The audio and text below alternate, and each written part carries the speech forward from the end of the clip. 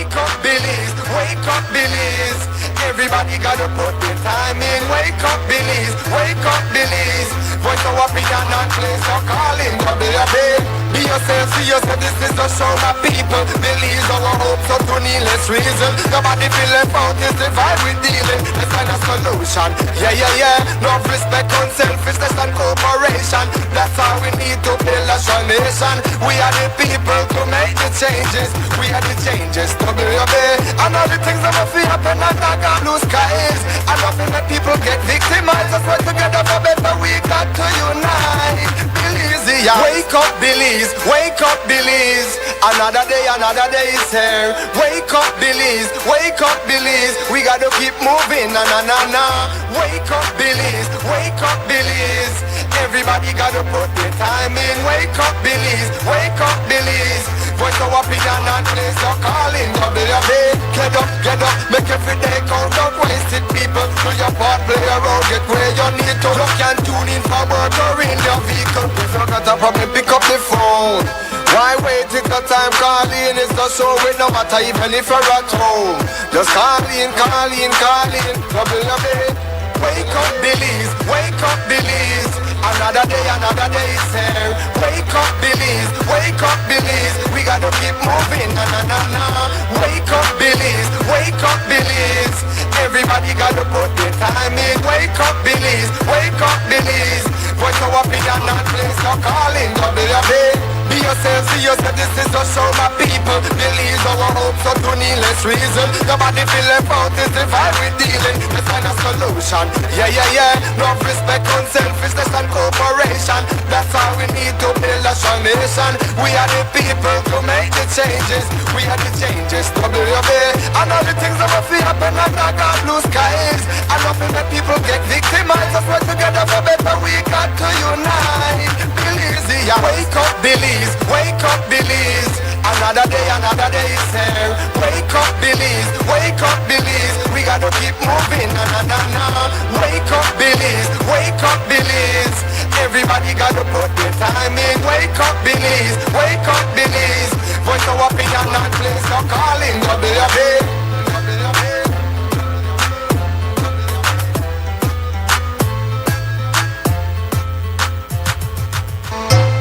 Wake up, Billies. Wake up, Billies. Wake up, Billies. Wake up, Billies. Another day is here. Wake up, Billies. Wake up, Billies. We gotta keep moving. Na na na na. Wake up, Billies. Wake up, Billies. Everybody gotta put their time in. Wake up, Billies. Wake up, Billies. Voice of opinion and place your calling. WUB. Be yourself, see yourself, this is a show, my people. Billies our hopes so to needless reason. Nobody feel left out, is the vibe we dealing. Let's find a solution. Yeah, yeah, yeah. No respect, unselfishness and cooperation. That's how we need to build a strong nation. We are the people to make the changes. We are the changes, WUB. And all the things that will feel happen and not got blue skies. And nothing that people get victimized. Let's work together for better, we got to unite. Billies, yeah. Wake up, Billies. Wake up, Billies. Another day is here. Wake up, Billies. Wake up, Billies. We gotta keep moving. Na na na na. Wake up, Billies. Wake up, Billies. Everybody gotta put their time in. Wake up, Billies. Wake up, Billies. Voice of opinion and place your calling. WUB. Get up, make every day count. Don't waste it, people. Do your part, play around, get where you need to. Look and tune in for work or in your vehicle. If you got a problem, pick up the phone. Why wait till the time calling? It's the show with no matter even if you're at home. Just call in. WUB. Wake up, Billies. Wake up, Billies. Another day is here. Wake up, Billies. Wake up, Billies. We gotta keep moving. Na na na na. Wake up, Billies. Wake up, Billies. Everybody gotta put their time in. Wake up, Billies. Wake up, Billies. Voice of opinion and place your calling. WUB. Be yourself, see yourself. This is. All right, welcome. This is WUB Wake Up Billies Morning Vibes. It's a Thursday. It's the 9th day of April 2026. I am Nuri Mohammed and we welcome you to the program this morning. As you know, you're used to it by now. We have certain preliminaries where we give you a look at the weather Also, we bring you up to date on the latest news from our news center. And a little after 7 o'clock, we open the phone lines and begin the conversation for this morning. We do have a guest coming in later in the program, but the first part of the program will be for you. So we'll go to our forecaster this morning. I am not aware of the name, but we'll go to the forecaster. Good morning, Belize. A light and mostly dry airflow prevailed. The 24-hour forecast for Belize and her coastal waters calls for mostly sunny skies today, and high temperatures are expected to reach 87 degrees Fahrenheit along the coast, 91 inland, and 78 over the mountains. Tonight, the skies will be clear to partly cloudy, with low temperatures of 78 along coastal areas, 70 inland, and 66 in the higher elevations. Showers will be isolated, with a low chance for isolated thunderstorms to develop over the Maya Mountains during the afternoon or evening hours. The winds will be light and variable at first, then later the wind will blow from the east at 5 to 10 knots. The sea state will be slight. A low tide will occur at 7:37 a.m., a high at 2:21 in the afternoon, another low at 10:52 tonight, and a high at 5:19 tomorrow. The sun rose at 5:41 this morning and will set at 7 minutes past 6. The moon will set this morning at 11:08 and rise at 12:48 tomorrow morning.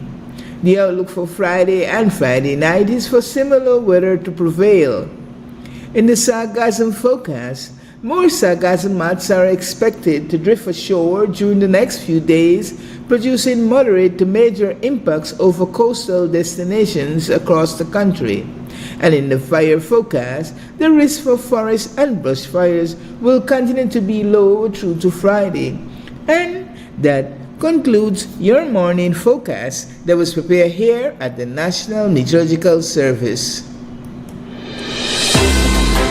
The first private radio in Belize since 1989, CREM FM presents the news. Informative, accurate, current information, local, regional, and international news, weather and sports. And now, the news.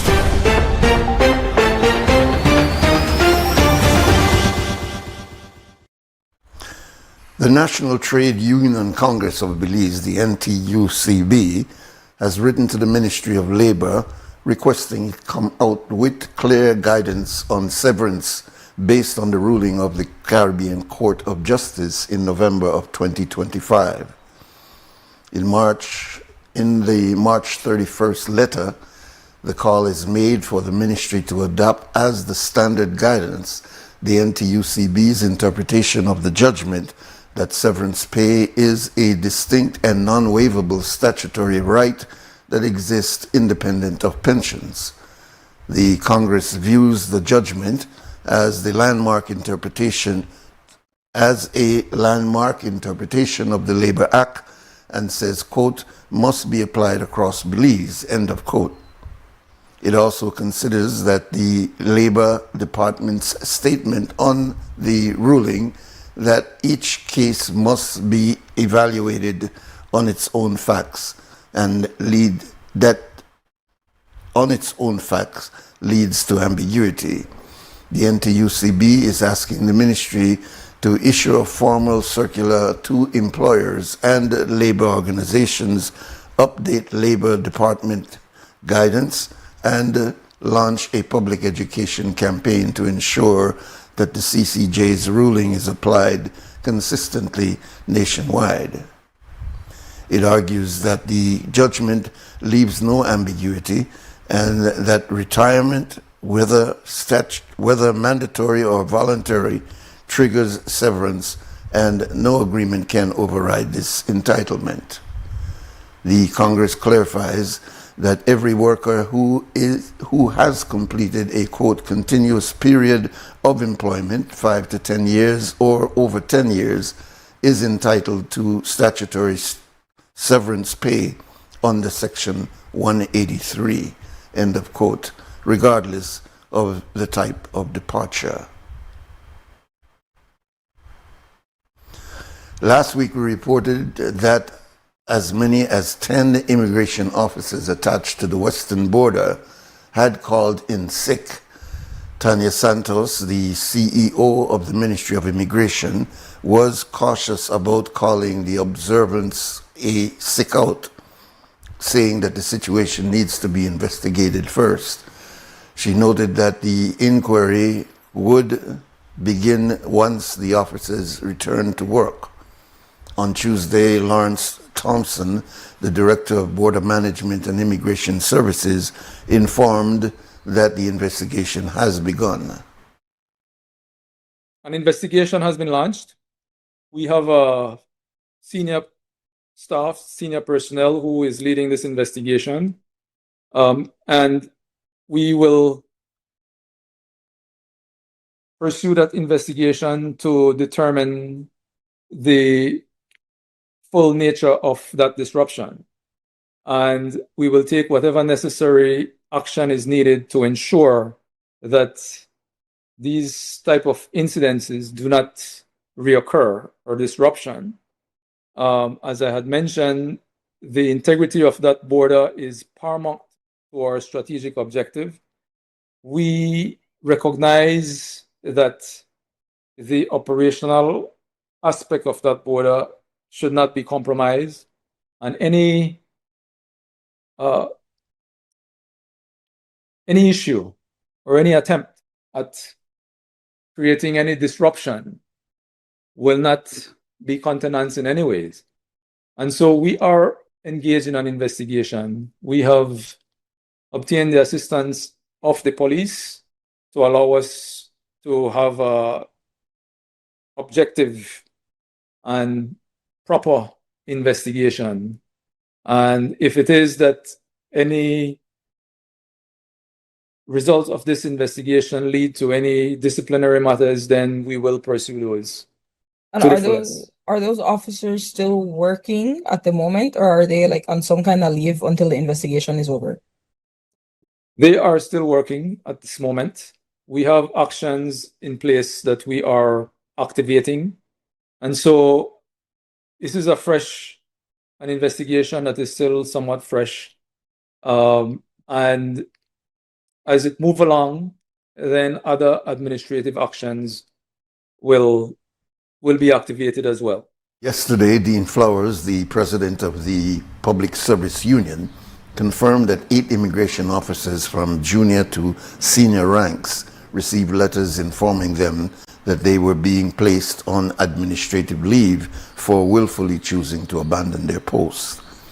Flowers said that to accuse the officers of sabotage without any evidence is inviting a lawsuit for defamation.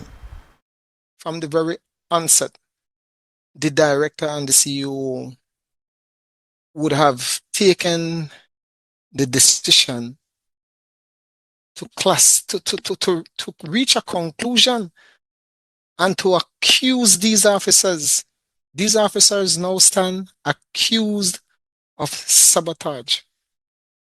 Now, within the public service, we operate on the principles of fairness and due process. And the provisions in the regulations which allows the CEO to put these officers on administrative leave is there for a reason. It is there to cause her to do her investigation. It is not there to cause her to levy allegations against the officers. You cannot levy allegations against officers without concluding your investigation. And she has essentially stated in her letter that her suspicion on the illnesses that were legally reported and rightfully reported and procedurally reported properly, her suspicion against those reports amounts to sabotage. And she has, from the onset, breached the principles of due process and natural justice. And it concerns me not only as the president, but it concerns me as a taxpayer, because then you start opening yourself up for lawsuits, which my children and your children, CEO, your children, director, have to pay for.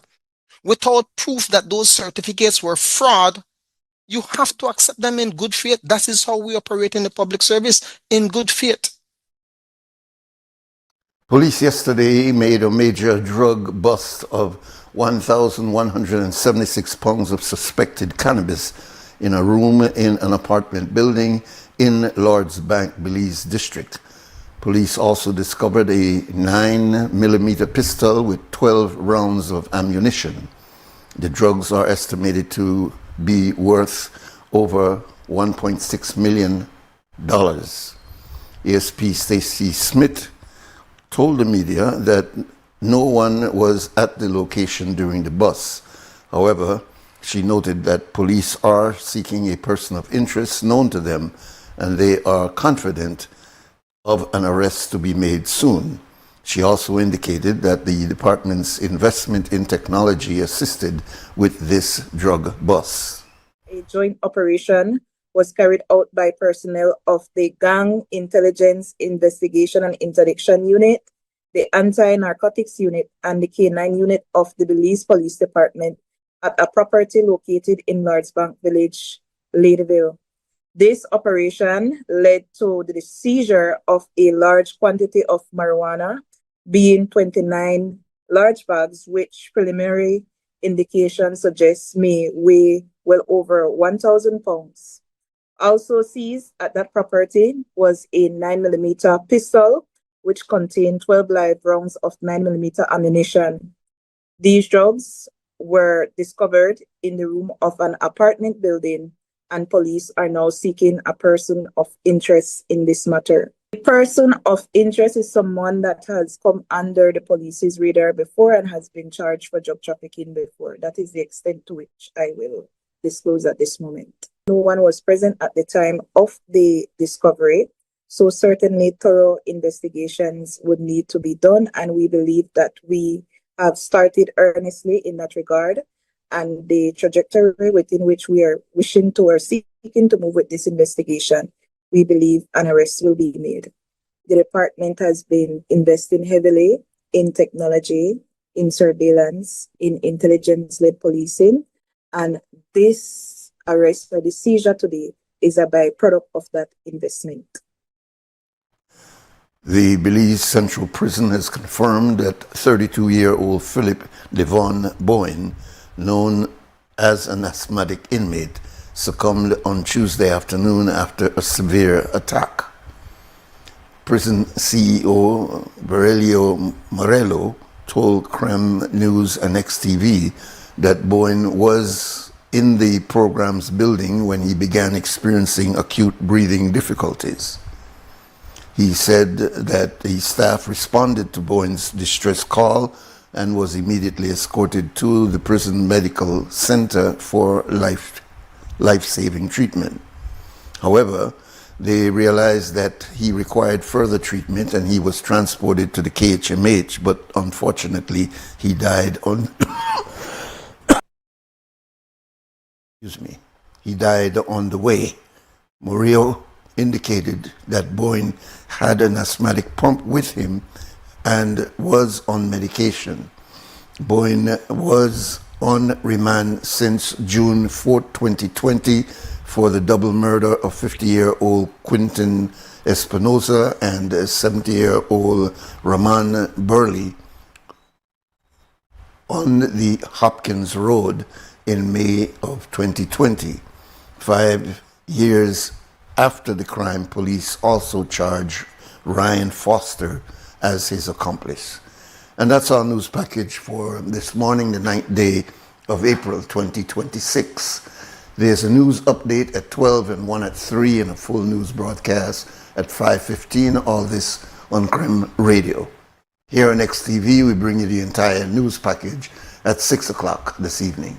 It's now 9 minutes to 7 o'clock. We'll take a short break, come back, and we'll open up the conversation for this morning.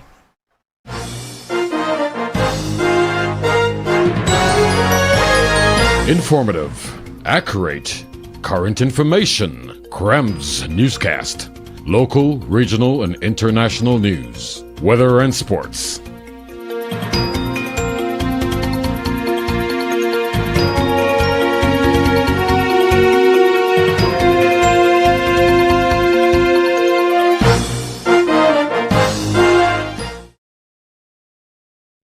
Belize wakes up connected to opportunity. And across our country, the work to keep Belize connected continues. SMART continues expanding our network across the country, bringing stronger coverage to more communities. With recent service enhancements in areas at Blue Creek and Progresso, Belize City, Orange Walk, and more on the way. We're bringing education closer to home, empowering entrepreneurs to grow their businesses, supporting industries that drive our economy, and keeping families connected wherever life takes them. With every expansion, we are investing in the infrastructure that moves Belize forward.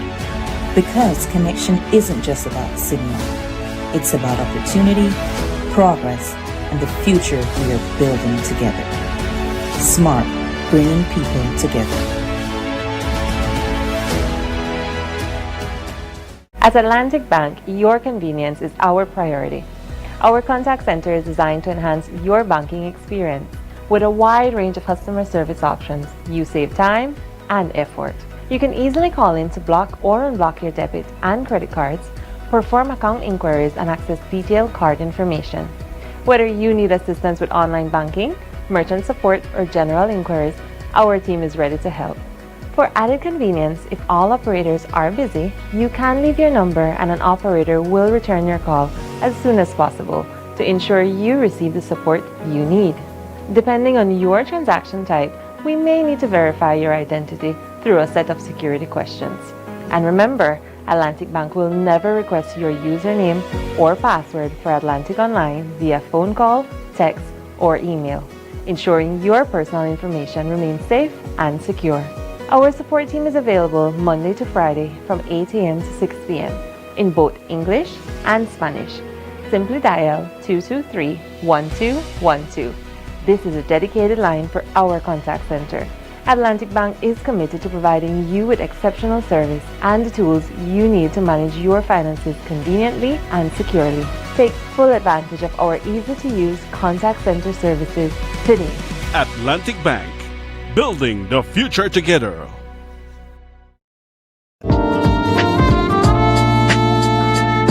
Attention advertisers, sellers and readers of the Amandala newspaper, please be advised that there will be no online Tuesday issue of the newspaper on Tuesday, March 31st, 2026 and Tuesday, April 7th, 2026. There will only be the Friday issue, which will hit the streets on Thursday, April 2nd, 2026 and Friday, April 10th, 2026. Happy Easter from the management and staff of the Amandala newspaper.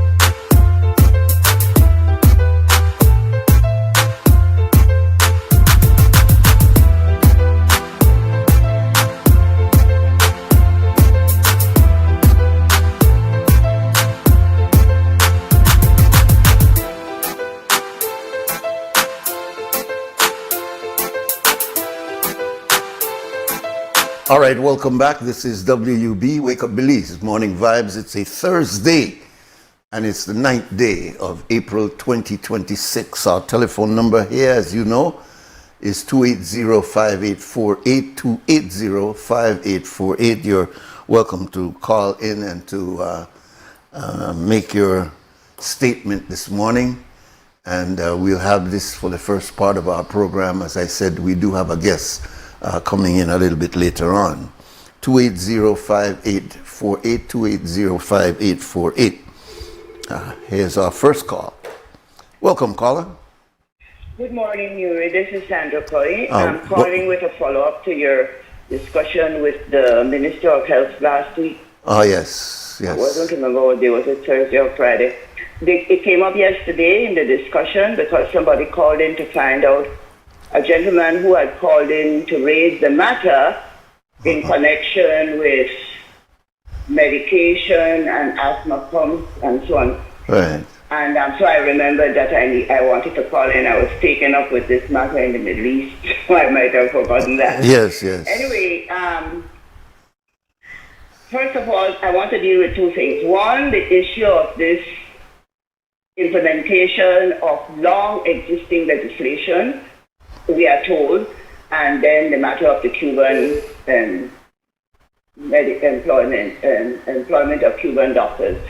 Nuri, after I got off, I think you sort of misunderstood me a bit. When I mentioned that in countries like Belize, Latin America, Africa, etc., Far East, many people have survived by being able to go to the pharmacy and ask for advice. But I wasn't talking only of my generation, on our generation. I was talking of even now, in the contemporary moment. Many times people have problems.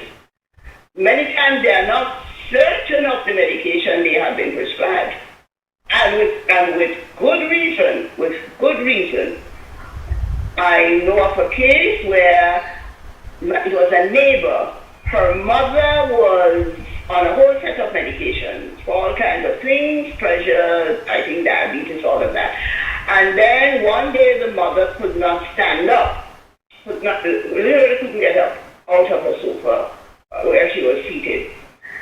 And so she was taken back to the doctor who had been dealing with her. Well, the doctor proceeded to re-prescribe the same medication. So the doctor said, but she has these medications. No, he said, that's what she needs. And he collected his $50. It was $50 at the time. And when she went off with the prescriptions, I don't know if she bought them because they had still medication left over from the previous prescription. The mother, it happened again. And so at that point, she turned to a friend in the Cuban medical community of Belize, with whom she had dealt with before in her profession, in her work. And that doctor came, and when she listened to the relato, the story as told by the daughter, and then she pulled down the eyelids of the girl's mother. And when she checked the eyelids, sure enough, the eyelids inside were pale.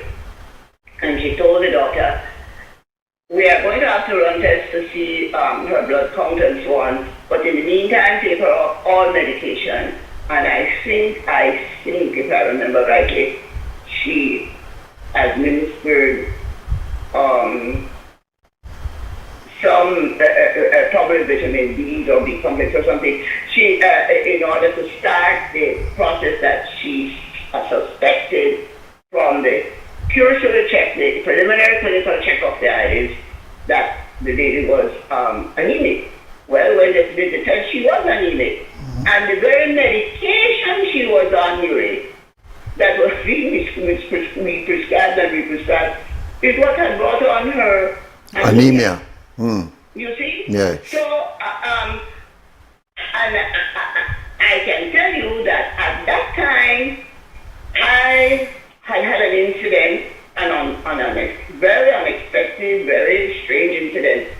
And when I learned that, I decided to do a similar check to myself. And when I did, sure enough, I am somebody who rarely suffers from anemia. I have a extremely high blood count. But I have been swallowing all kinds of things in order to not get sick. I have been swallowing all kinds of things, not medication. I don't like take medication. All kinds of herbs, this and that. And I think I must got on my own problem. So from nothing, deducing from what had happened with her, I decided, no, let me get off of these things and get back on my supplements. That had come off supplements and all of that. So I'm not promoting my solution. I'm just saying that. And another thing, Nuri, I had a knee problem once. The problem came out of nowhere because I had a set of powerful dogs, and then the authority decided to refurbish the Belizean street system. I had never fallen before. Well, my dogs were so big and so active and so energetic, they caused me to fall. And then I fell because of the street, right at the foot of that bridge and another place. And so I ended up with a knee problem that became very bothersome. So one day, a Chinese, young Chinese friend of mine said to me, Sandy, would you contemplate doing acupuncture? I said, yes, of course. It's a 2,000 to 3,000 year medical system. It helps to keep the Chinese alive. But I am afraid of needles, and I need somebody's hand to hold. So then she told me about this acupuncturist who had passed through the leaf, who was the top acupuncturist out of China. She was in the list for a brief moment, and so I went to her with my friend, my young friend, and I tolerated it until the needles got me in long, and then I told her, I can't stand at that. I am going to have a heart attack, so we better stop it there. And I never had a knee problem after that. Long time. I was getting a knee problem later on because of hitting myself. So the point I'm making here is that, and the minister seems to have misunderstood. I was not promoting rogue behavior. He said, nowhere in the world people get medication without prescription, something to that effect. Well, go and check. I don't think it's happening right now with all the confusion in Mexico. But Nuri, for a long time, including members of my own family and friends of mine, regularly crossed the California-Mexican border to buy their medication because it was cheaper. And in the United States, the medication was prohibitively costly. Very much. And they didn't, and I asked her, so how do you do it? He said, no, if you've got a prescription, you take the prescription and they are able to read the scientific names. They don't have to know the rest, but many of them know English and they read the scientific names of it. Or you just go over and just purchase it. And not only purchase for themselves, purchase for other people. Because human beings aren't going to be willingly trying to poison themselves and kill themselves, Nuri. Nobody does that. I'm not going to go and take that risk. Why would I take insulin if I don't need insulin, Nuri? Exactly. And humans, we have survived as a species because we have used our intelligence. You see dogs eating. Do dogs drink rum? No, dogs don't drink rum. They only drink that if a human pours it down their throat. I know of dogs that have been given cocaine and all kinds of things. Animals, we are built for order and sense, man. We are built for survival. And Western medicine is not the only medical system in the world that has made. As a matter of fact, in many ways it's helping people to die right now. You listen to those medications on the TV as we would you want to take any of them? Well, that's why That's why they have the disclaimer. They have a disclaimer at the end of them to say that the side effects are these and this and this and this. And then they name them out, Nuri, and you listen in absolute horror Yeah. to the list of, you said, my God, Yes. what the person has and what they will get. Yeah. I mean, you're going to be the great. Mm. Let them tell us about some of the danger, the very metformin or whatever. You see it. So what I am seeking from my leadership of this country is let us act with intelligence, wisdom, and good old common sense. Dr. Horton, I'll repeat it again. My mother had a serious pregnancy with me, including kidney problems. And when Dr. B had come back to the country, Dr. B was the first female doctor in this country, trained in the United Kingdom, in the top universities and medical system of the United Kingdom. Worked in the United Kingdom because it was during the war. And many of those doctors had to go to war, so they used the younger doctors as substitutes. So she did all of that. Came back to Belize and got into work right away. I worked in obstetrics and gynecology. And saved my generation knew. I don't know if she attended your mom. She probably was the gynecologist for your mom. Probably because she was my mother's gynecologist of the Yes, yes. So mommy had kidney problem. And she goes to Dr. B, and when she's leaving now after her examination, she said, Dr. B, will you be giving me a prescription for this kidney problem? Dr. B, I already gave it to you. Mommy said, you did? She said, yes, I told you to tell Luther, my father's name was Luther, and everybody called him, tell Luther to buy 3 sacks of coconuts. And you are to drink 3 large double glasses or 6 single tumblers of coconut water during the day. Every day. Make sure you drink it every day.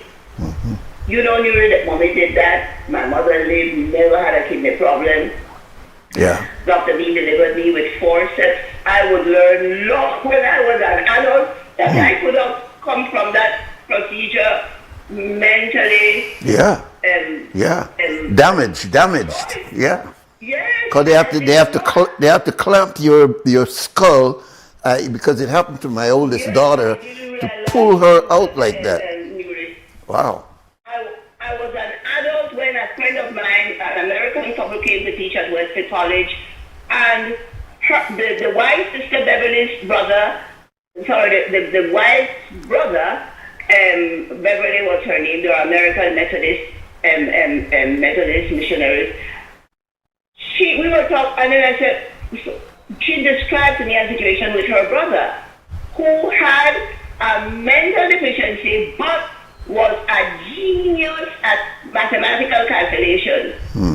Had a memory for numbers, knew the batting average, ages, everything. You couldn't get up in any public meeting in their community and give the wrong age because he'd get right up and say, Nuri, you are not 42, you're 52. Like that, because of this brain damage. That's when I learned. I said, my goodness me, I had. What could have happened? To tell her, I said, what could have happened to you, but it didn't. Exactly. Yeah. So, and if Dr. B, who was trained in the United Kingdom, who would take over the public health system of this country, when she took it over, she made a decision to make sure that her medical staff would have an increase in protein intake, vitamin C intake. Her staff, her medical staff, nurses and so on. I asked her, I said, she said, no, they didn't tell me that. I decided that would be necessary because I didn't want them to fall in. Dr. B worked out her own plan for the salvation of my generation. We live because of her. Yeah. She brought intelligence, wisdom, and common sense to the entire operation. Didn't you tell me some years ago that she had to do with the setting up of the sanitarium up in Hattieville? She set it up. Yeah. She set it up. So the point I'm making is to our leadership, don't follow the handbook. The handbook, if what the handbook says doesn't make sense, or what the handbook says may make sense if you have grand budget, but you don't, then get practical, wise, and commonsensical. Do those things, man. That's why you go to university. Yeah. We think we go to university to get a better salary. We go to university to become like the wise man out there. That's not what we do. Yeah, yeah. But that's not the purpose of university. University is to teach you to think and be creative. Yeah, yeah. And another thing, when you live in we are hurricane people. We don't have much call for creative thinking in this country. But hurricanes do help us, the hurricanes do help us a little bit. We always have to survive. We get practical. Yeah. So let's say the same thing. So that's what I'm calling. And I'm not promoting rules behavior. I'm not promoting that. No, but they come with these rules. There was no power around Nuri, no WHO, no Harvard, no John Hopkins, no Cambridge, no Oxford, none of that. Yeah. When humans began the march to humanhood in Africa, none of that. Look at us, 8 to 10 billion now. That's where we have made. We've survived. We've survived. We've survived. But can I say this? When you were talking earlier about medication, I remember some folks that came down from the United States and were buying up glyburide and metformin at the local drugstore. And I asked them why they were doing that. It said, well, Nuri, this pill, this glyburide, and I'm not sure if it was glyburide or metformin, it said it cost 15 cents in Belize, partially because the government subsidizes it. He says, but this same pill in the United States costs over $3.50 per pill.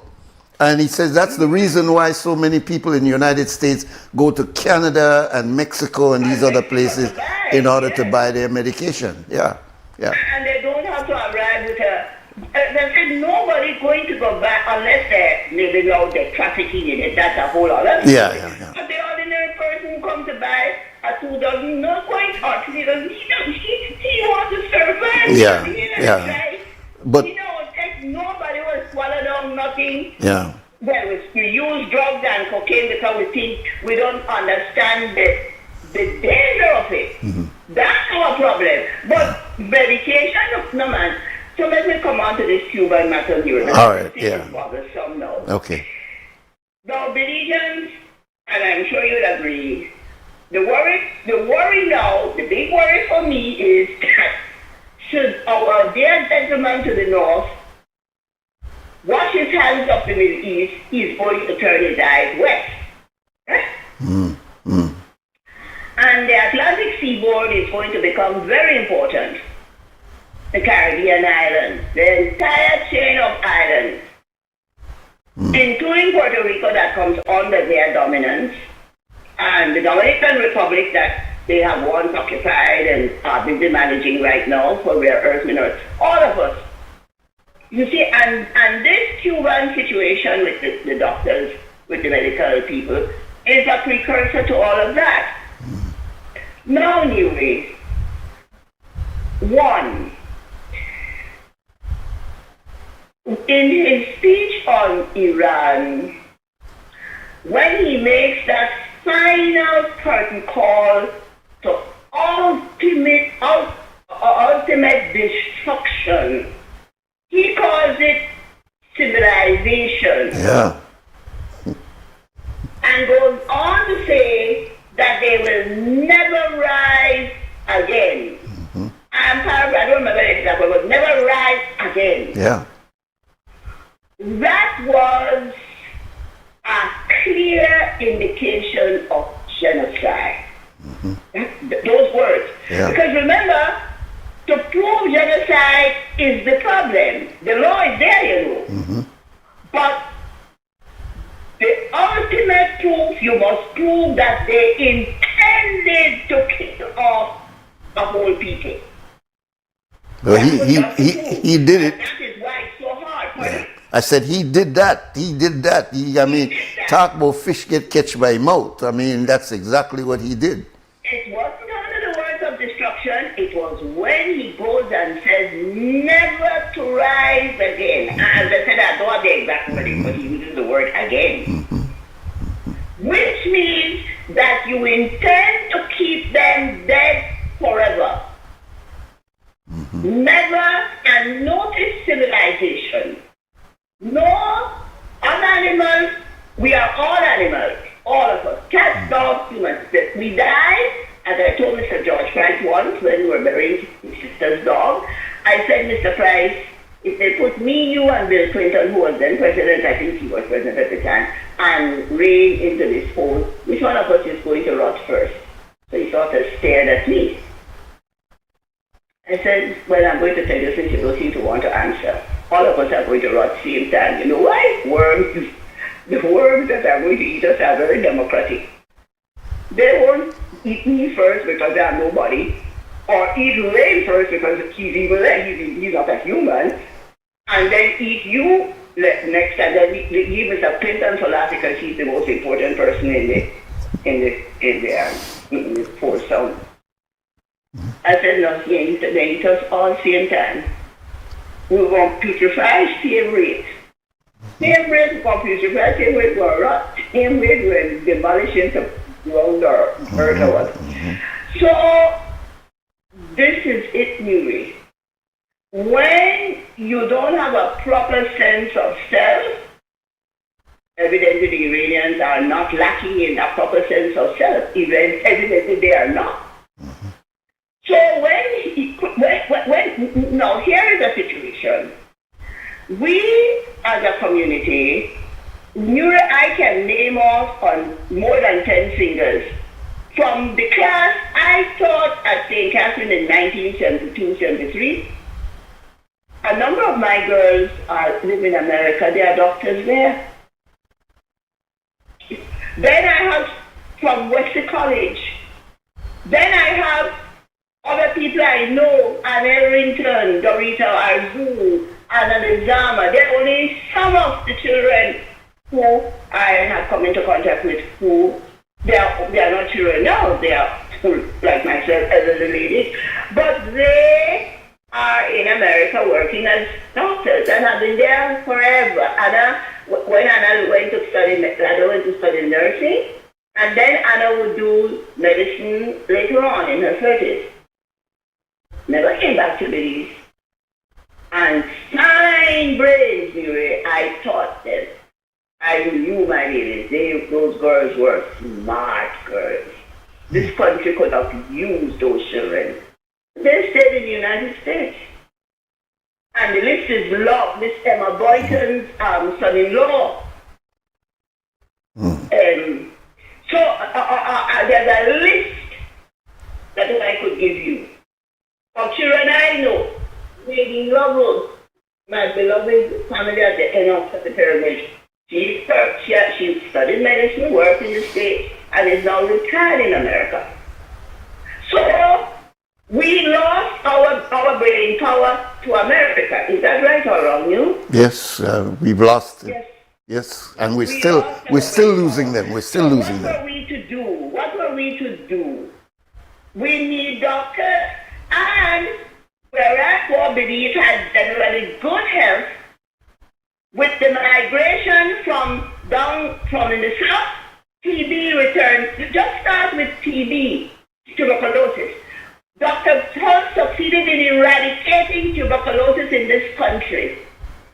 Tuberculosis returned with the migration, caused by the same wars that the United States had provoked all over Central America. Is that right or wrong? That's absolutely the truth.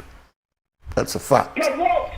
Yes. Raised the term that they're using in Lebanon, in Iran, not with scorched earth policy. Yes. The term used at that time in Guatemala was raised earth policy, where you take everything to the ground, you leave nobody alive and nothing that they can use when they come back. That is what was done in Central America, under the direct supervision of the United States of America. Those are facts. I met a woman from Salvador. She came to see me to teach her. She had married a Belizean, and he unfortunately and most peculiarly was illiterate. So she came to see me to ask me to teach her husband English. And we got to talking, and I found out her life.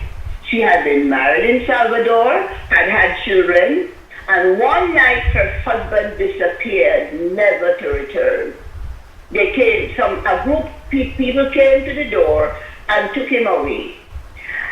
And she said that she traveled that country. Salvador is not a big country. She traveled that country, Nuri. Anytime there was a massacre, everywhere there was a massacre, she went there to search for her husband. She said she started to smell the dead all day. No matter wherever because she was going to university, she and her husband were university students. I think they had 3 children, or I don't remember exactly how many. And but when the husband died, she had to leave university to try and maintain the children. And she said wherever she was, because she started to go to these fields. It was fields of dead people, you know. Yeah. Fields where the dead were scattered, all the carcasses scattered everywhere, the vultures everywhere, the smell of dead. And she would turn over the bodies to see if it was her husband. Mm. And sometimes they would come back to check to see if anybody had come back to the field, to these different places. And this is not only in Salvador, they did it in Guatemala too. Mm-hmm. And she would hide among the dead.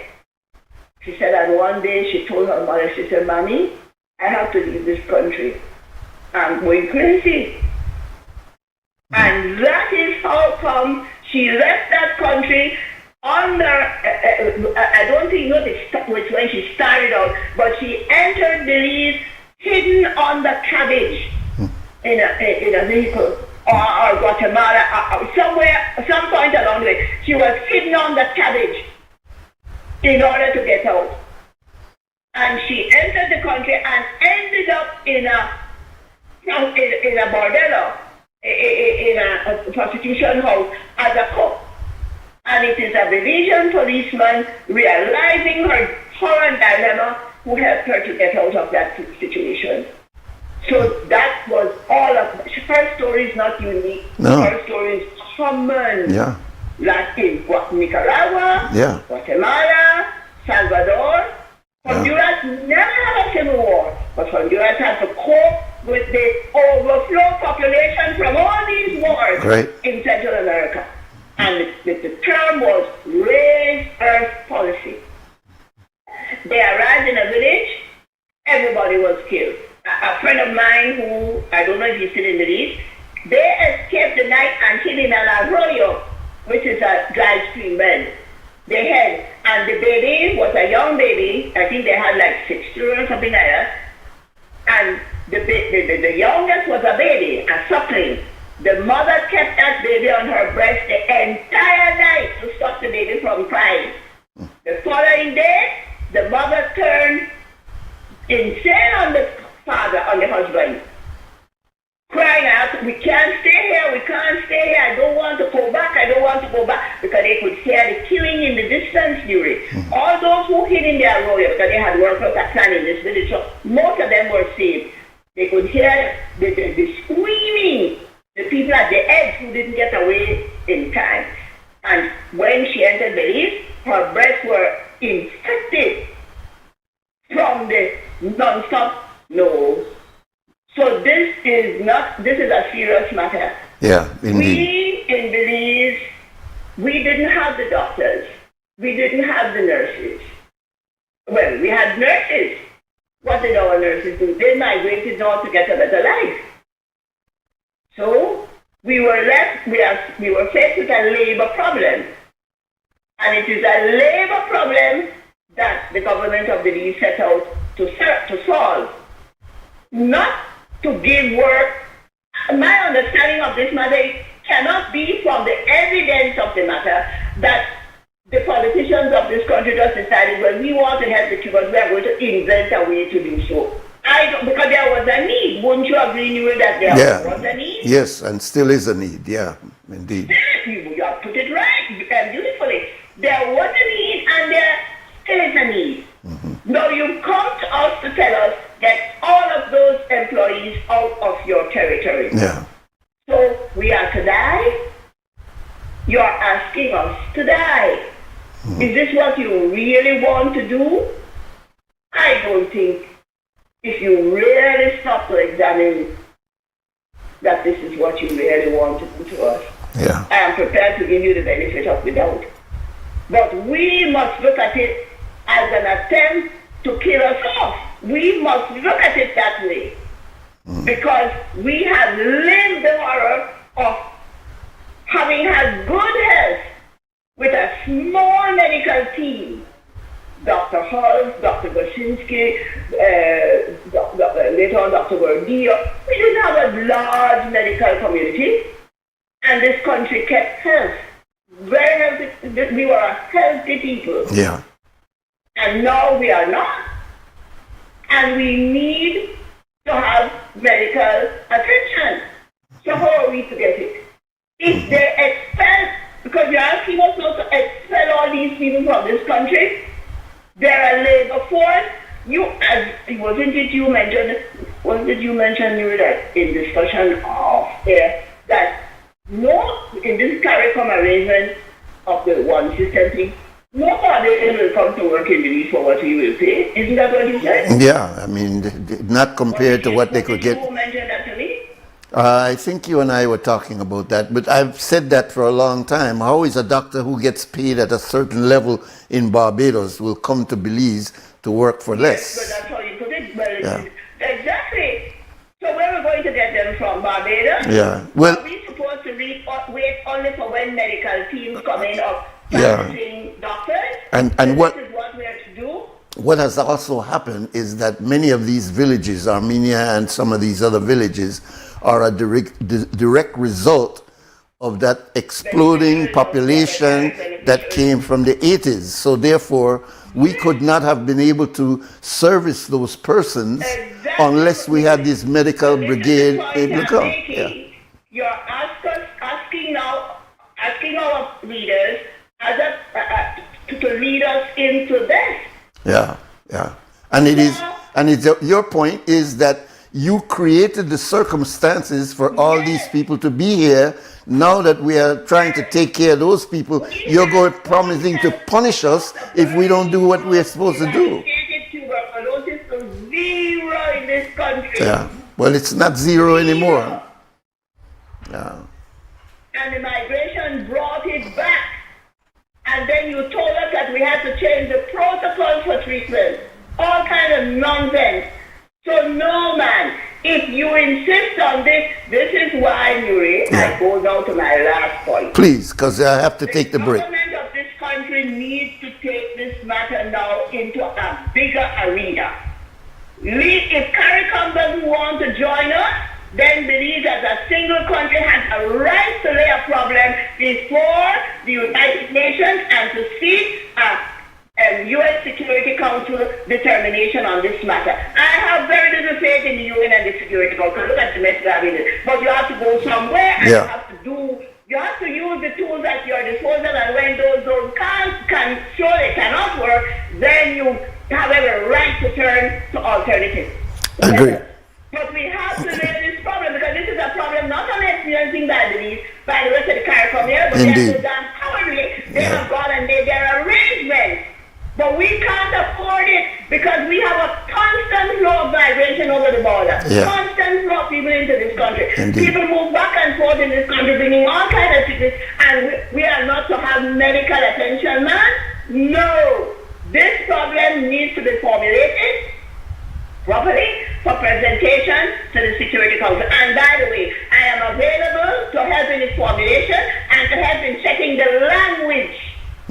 Note what happened with the resolution put forward by Bahrain in the Security Council this week concerning the Iran matter. Russia and China refused to vote on it because of the wording. The wording. Their argument was you cannot turn the victim into the aggressor. That is what this resolution as its instruction is doing. And we know why they are doing that. Because everybody knows the United Kingdom, the Europeans, the Americans, everybody is running for cover to save themselves from their wrongdoing that has led to this mess. Well, that's another mess. But the language of whatever we present must be careful, precise, correct, in order that we can win this battle at the level of words and not from behind bars. I agree. I agree with you, Sister Sandra. Number one, that if we cannot get the amount or the kind of qualitative attention to this matter, I'm talking about us being forced to get rid of the medical brigade, then I agree with Sandra that we have a right as a sovereign country to say this is an existential problem for us. We cannot afford to get rid of these people and increase the possibilities of diseases growing in our country, which these medical people are helping us to keep contained, which is a problem that when you go back over the last 30 years, you created the circumstances for us having this bumper population coming in the 80s up to now. And so I agree with Sandra that in fact, if we cannot get it solved diplomatically across the discussion table with the United States, then we should reserve the right to go to the United Nations, because this is against our best interests. And I agree with her likewise that the foreign ministry should seek out her help to ensure that the communication or the resolution is properly worded before we present it. Let's take the break now for 2 Cent Scam with Brick, and that is sponsored by Fort Point Security.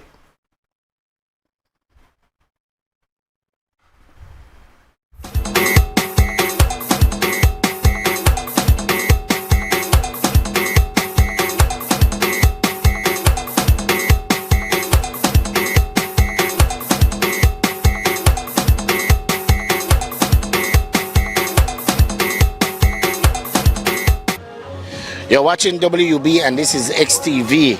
And the poacher, that was a serious thing. It brings shame in your face. It brings happiness to some family because some of them feel good to see where they see a long time. But 2 Cent question of the day. Before we do that, big respect to 4 Point Security, our sponsor. 2 Cent question of the day.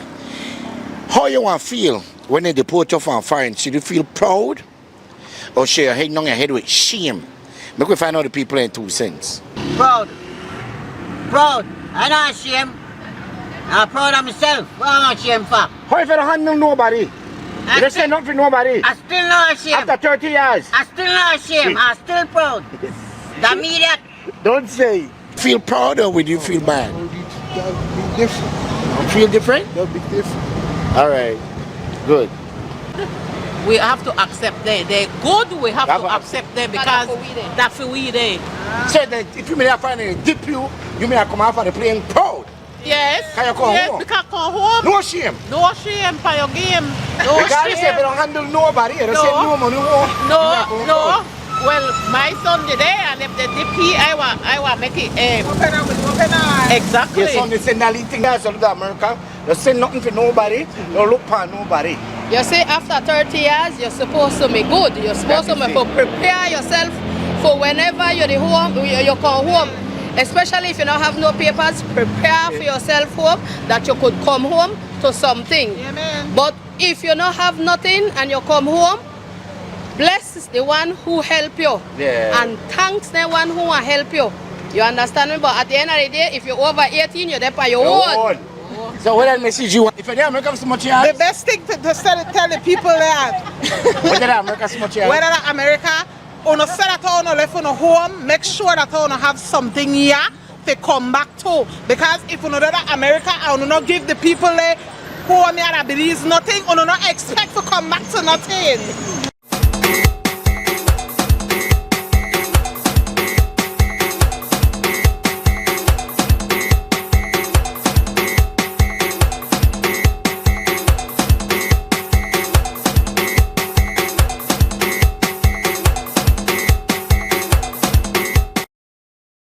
I'm Randall Friesen and I manage Westwell Produce. better known as Granny's Foods. That's our main brand. So we offer high quality grains, beans, rice, and we also offer corn chips made from 100% locally grown corn. We saw a need for high quality locally produced products. A lot of the best products are being exported, and we said, we need to keep some of the best products here in Belize rather than export everything. Atlantic Bank has helped us achieve our goals by providing the financing for us to be able to launch products faster than we would without the financing that they offer. We find that Atlantic Bank is very customer friendly, especially with small and medium-sized businesses. We find that Atlantic Bank is more than willing to go the extra mile. They try to understand your business. So when we go to Atlantic Bank with a certain need, we find that they try to develop a solution that will meet our specific need. I would encourage any small business owner to go to Atlantic Bank for their financial services. They're very friendly, and just overall, their service is excellent.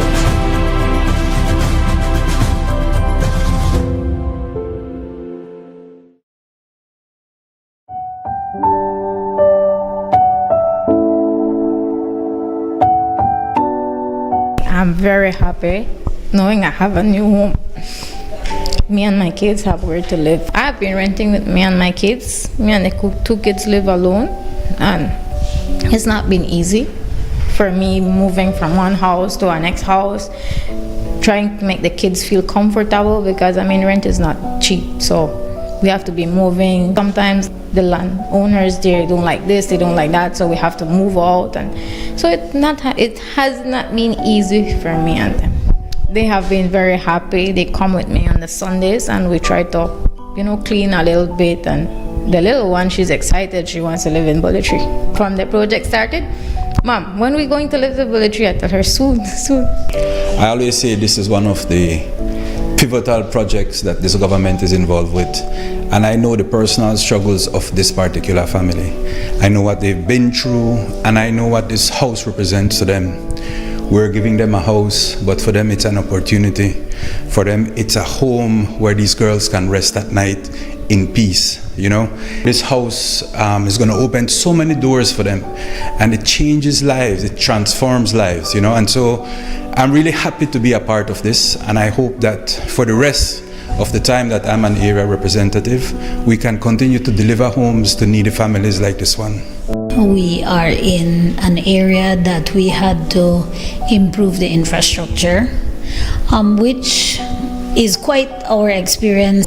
Infrastructure does play a big part in what we have to do. It improves the lives of many other people, not just our recipients. Thanks to Heavenly Father that He gave us this opportunity, and to Honorable Misha Shabbat, and to housing, and everybody who put a helping hand in this to make this house possible. I'm very grateful.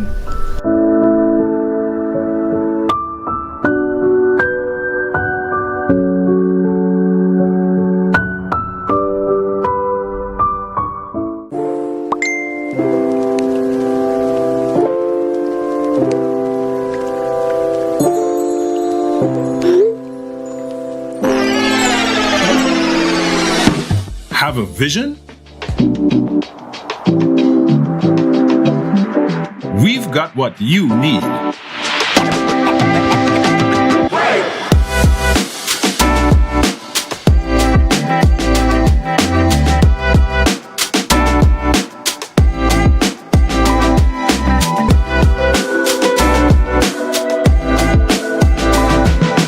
From idea to install, Brothers Habet, all your building needs under one roof. Belize wakes up connected to opportunity. And across our country, the work to keep Belize connected continues. Smart continues expanding our network across the country, bringing stronger coverage to more communities. With recent service enhancements in areas at Blue Creek and Progresso, Belize City, Orange Walk, and more on the way. We're bringing education closer to home, empowering entrepreneurs to grow their businesses, supporting industries that drive our economy, and keeping families connected wherever life takes them. With every expansion, we are investing in the infrastructure that moves Belize forward. Because connection isn't just about signal. It's about opportunity, progress, and the future we are building together. Smart, bringing people together.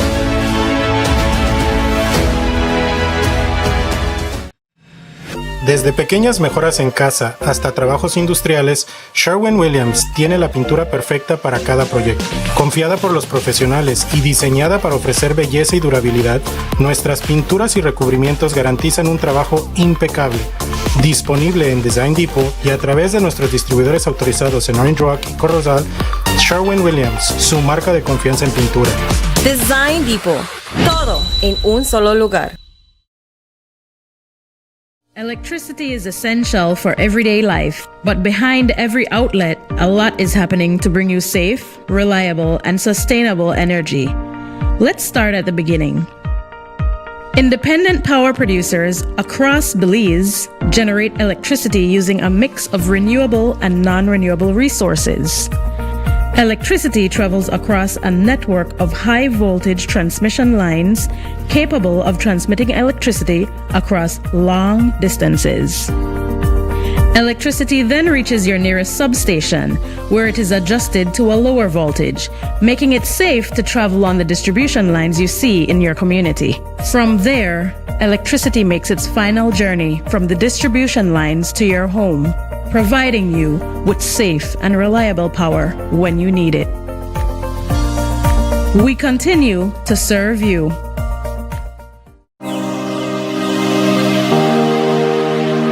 Mornings with the kids are always busy, but having the space we need makes life easier.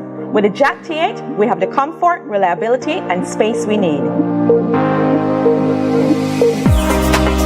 With fully breathable leather seats, 6-speed manual transmission, 9-inch LCD screen with Apple CarPlay and Android, 4-cylinder, fully turbo diesel, and space for my entire family. We can count on Jack to get us there safely and comfortably.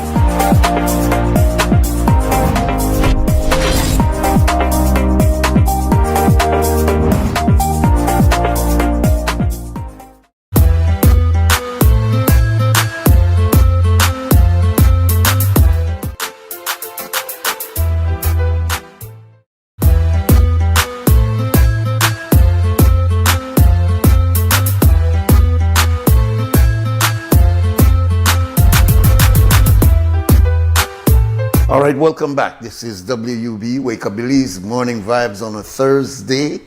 And this is this 9th day of April 2026. Our phone lines are open. We do have a guest coming in after 8. Our number here is 280-5848, 280-5848, and you're welcome to call.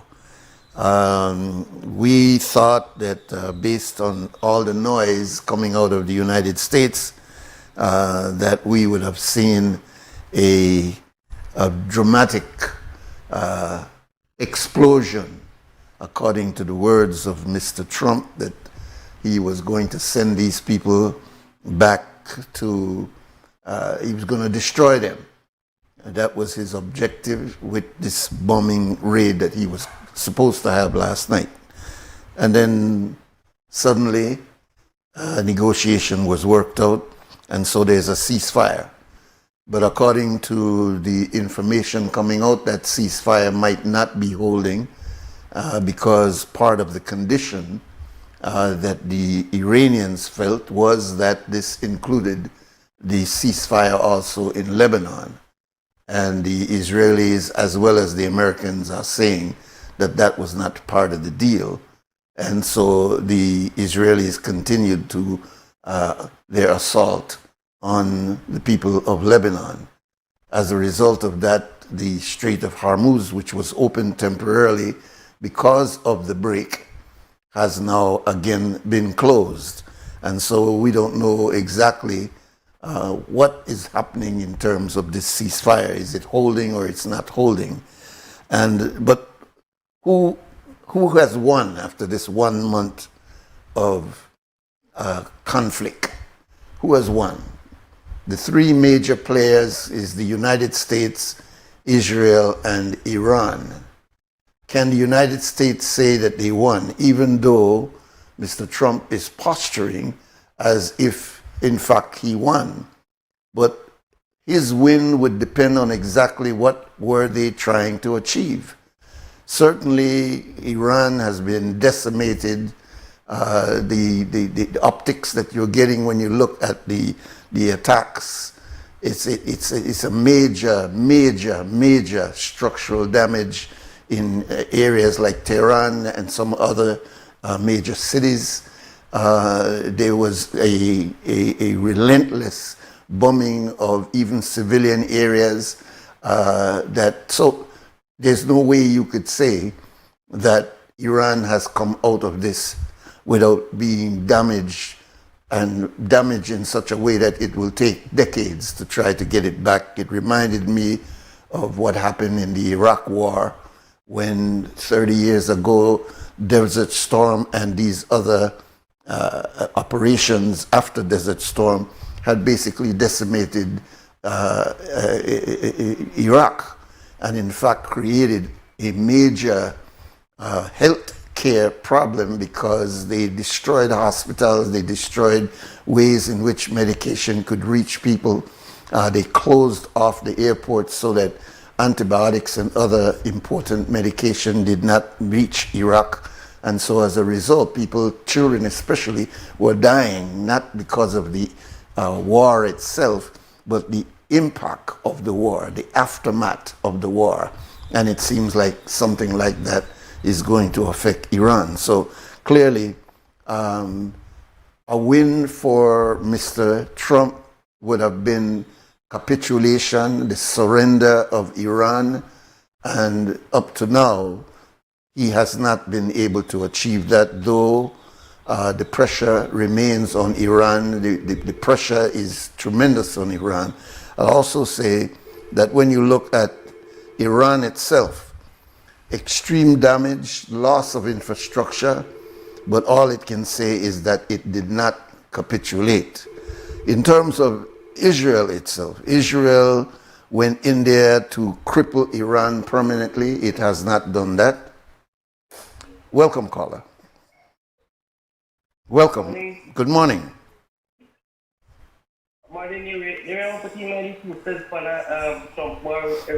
Yes, man. Please.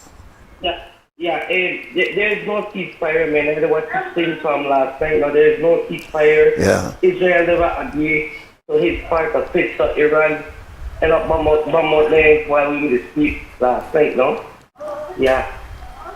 So no ceasefire upon that. And I don't watch American news because the news that America shows don't lie. Right? Al Jazeera TV actually show that to the world that it's don't lie. I watch Al Jazeera or World Today News. Yes. They give that great news, no? And Rubio and the lady and the vice president was questioned by the Pentagon, no? And why they are saying different things from what the president is saying. You know, it's two different things they're saying. The president has to end peace and holiday ceasefire, and then it's talk about war. They got 800 days bomb out and thing, and also the Pentagon questioned them about it and said, you know, what's not to hold it down. The president said something different than what he said. Yeah. You know? Yeah. And then the Strait of Hormuz closed back again. That's not open. Yeah. They man lock it down this time for real. The man don't make none of the past right now. So, Yeah. you know? Yeah, that's a serious concern for the world economy, because everything is still tied up in that fossil fuel. And, you know, people have only been talking about alternatives to energy, but basically the world's energy still comes through oil. And oil, 20% of the oil passes through the Strait of Hormuz. And if that is closed, boy, the impact, you know, I guess we are probably to look on $20 a gallon for gas in Belize. No, it's a very serious thing because it has a rippling effect to people. You don't necessarily have to drive, but you have to buy. And to get that product to where you want to buy have to use fuel, and if the fuel is at a higher cost, they might not hold on to the cost and pass the cost on to we. So therefore, we are looking at very, very serious situation. And it's at a situation now where with the ceasefire, I never think it may hold anyway, but with the ceasefire, at least you had a pause. But if it continues straight on now, that means the situation might go right back to where it was, you know. Yeah, be right back to where it was, Yeah. definitely. Yeah. Because, the president said one thing and his vice president and Ruben said different thing for him. Yeah, I don't know where that's concerned. It's an interesting case where you find that at the top of the presidency, I could call it there, that you're getting these, Rubio says one thing, Vance says one thing, the president comes behind there, then they got the spokesperson who talk, each of them they talk for the Pentagon. So it's a very confused situation. And yeah, I know what you mean. Right now the world was funny, like they liars man, I mean, and wanted to say one thing and then not. Yeah, credibility. But you remember when they say a part of war is the lies of propaganda. So be careful. They justify that you could lie when there's a war. And you supposedly lie to the public, but really you lie to the enemy. I never did understand how that go. But propaganda and spin and how they put it in a news release is not always the facts. It's not always the truth. So you got to be very careful.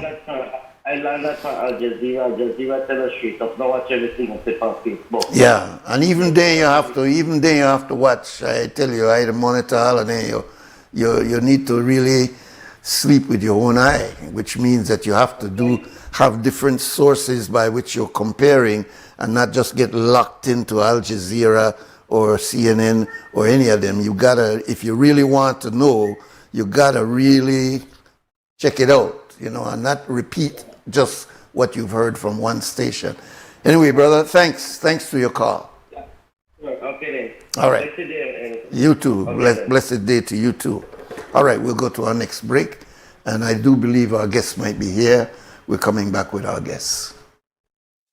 Nando's Wholesale is your market leader in Belize's wholesale industry when it comes to high-quality products at the most reasonable and competitive prices. With over 40 years in the wholesale business, Nando's Wholesale embraces the partnership of the hotel industry in Belize by providing world-renowned brands in wines, seasonings, condiments, and cleaners in industrial sizes, as well as small and large kitchen appliances and equipment. Nando's also takes pride in providing one of the quietest and most durable air conditioning systems in Belize with technical support and spare parts. Nando's Wholesale. Professional, reliable, effective, and prompt. Nando's Wholesale always delivers. Visit us at www.nandos.bz or send an email to nandos@nandos.bz. Or, even better yet, give us a call today at 222-500 or 280-8080 to speak to one of our sales representatives today.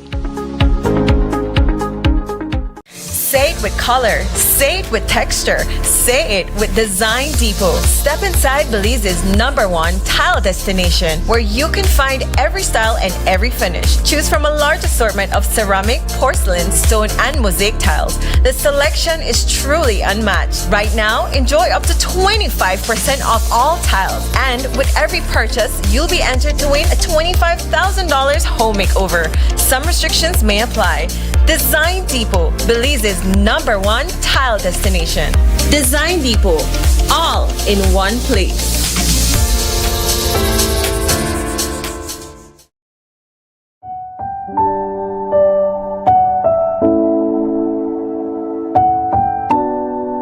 I was overwhelmed. I don't even know how to talk right now.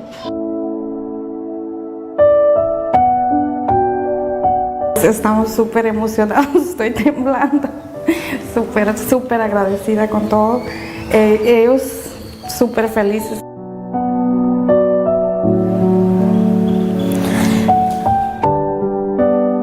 I receive a whole 2-bedroom house for me and my son and my daughter Erika. So it's more than emotional. Thanks very much. I'm grateful as a single parent right now to actually own one.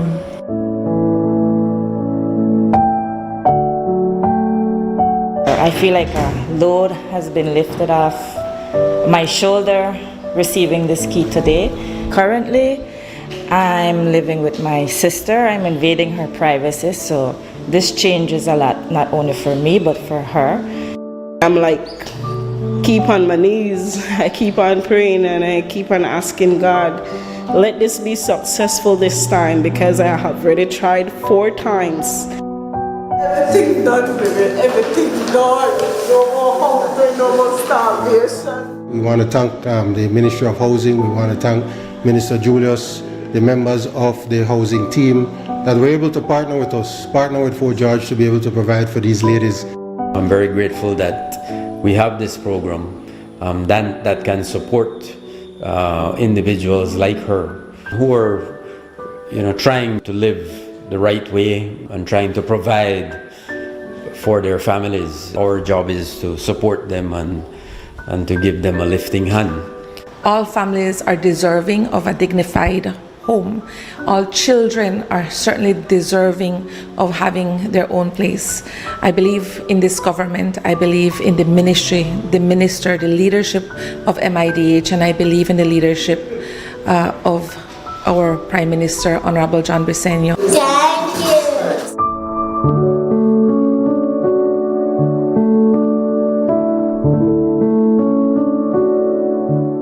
My name is Mrs. Esther Smith. I'm a co-owner of A Glimpse of Paradise gift shop here at Altoona, booth number 13. And me and my husband have to offer some of the most finest wood products here in Belize, all hand done by him. And these products are made from some of the most beautiful, finest and hardest wood here in our country. I first started at Atlantic Bank as, went there to start a saving account. From there, I have my checking account with the POS machine. And then it becomes more like a family to me because there are personnel from Atlantic Bank that will always come here, check with us, make sure everything is okay, clean our machine, and they will always ensure that we have bundles. My advice to anybody that wants to choose Atlantic Bank to be their bank is that don't be afraid. You won't have any regret. Atlantic Bank, you will find them to be very efficient, reliable, and competent.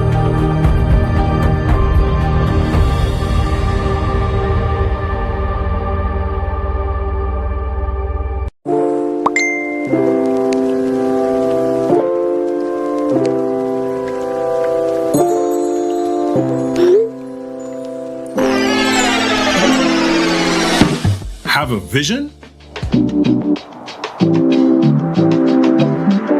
We've got what you need.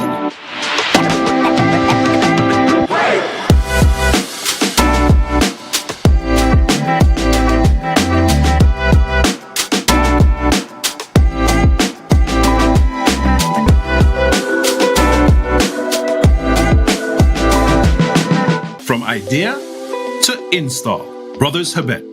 All your building needs under one roof.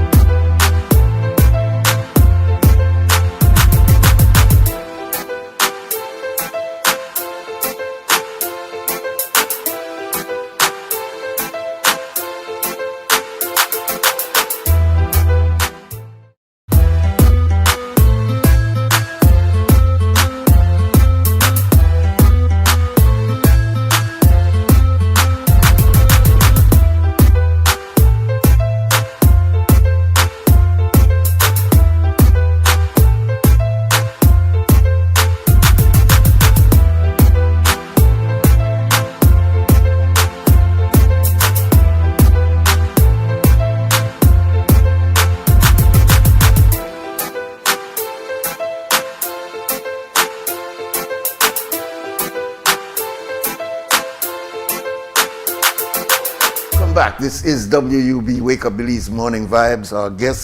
Our honored guest this morning is someone who I know for many, many years. I'm so proud of him. I'm glad that he has reached the height of where he is now. He is the Admiral, what's the first word that goes in front of Admiral? That's the Rear Admiral. Rear Admiral, okay. Rear Admiral Gregory Sabaranis, the head person in the Belize Coast Guard. Welcome. Thank you. Welcome. Let me start by, since you are not well known, I'd like to have you introduce yourself to our viewers and our listeners. Who is Greg? What's your background? How long you've been in the Coast Guard? Did you start in the Coast Guard, or were you in another uniformed force before you went into the Coast Guard? A little bit about your background. Well, thank you for having me on the show this morning. All right, representing the Belize Coast Guard. Yes, sir. An organization of which I'm very proud to be a part of. Yes. We have a group of men and women who I truly salute for the work that they do when it comes to maritime security and safety for the nation of Belize. A little bit about myself. I'm just a simple country boy from the village of Boom. All right. Good. Yeah. And so Boom is where I come from. Originally, my family on my dad's side is from Belize City, the Soberanis side of the family. And eventually, we moved to Boom, where my mom was from. And so, all my life, I grew up in the beautiful and wonderful village of Boom. I call it Cashew Wine Land. Yes. Yeah. Land of Miss Bradley. Yeah, Miss Bradley. Yes. Right. All God these. bless her. Yeah, we had growing up.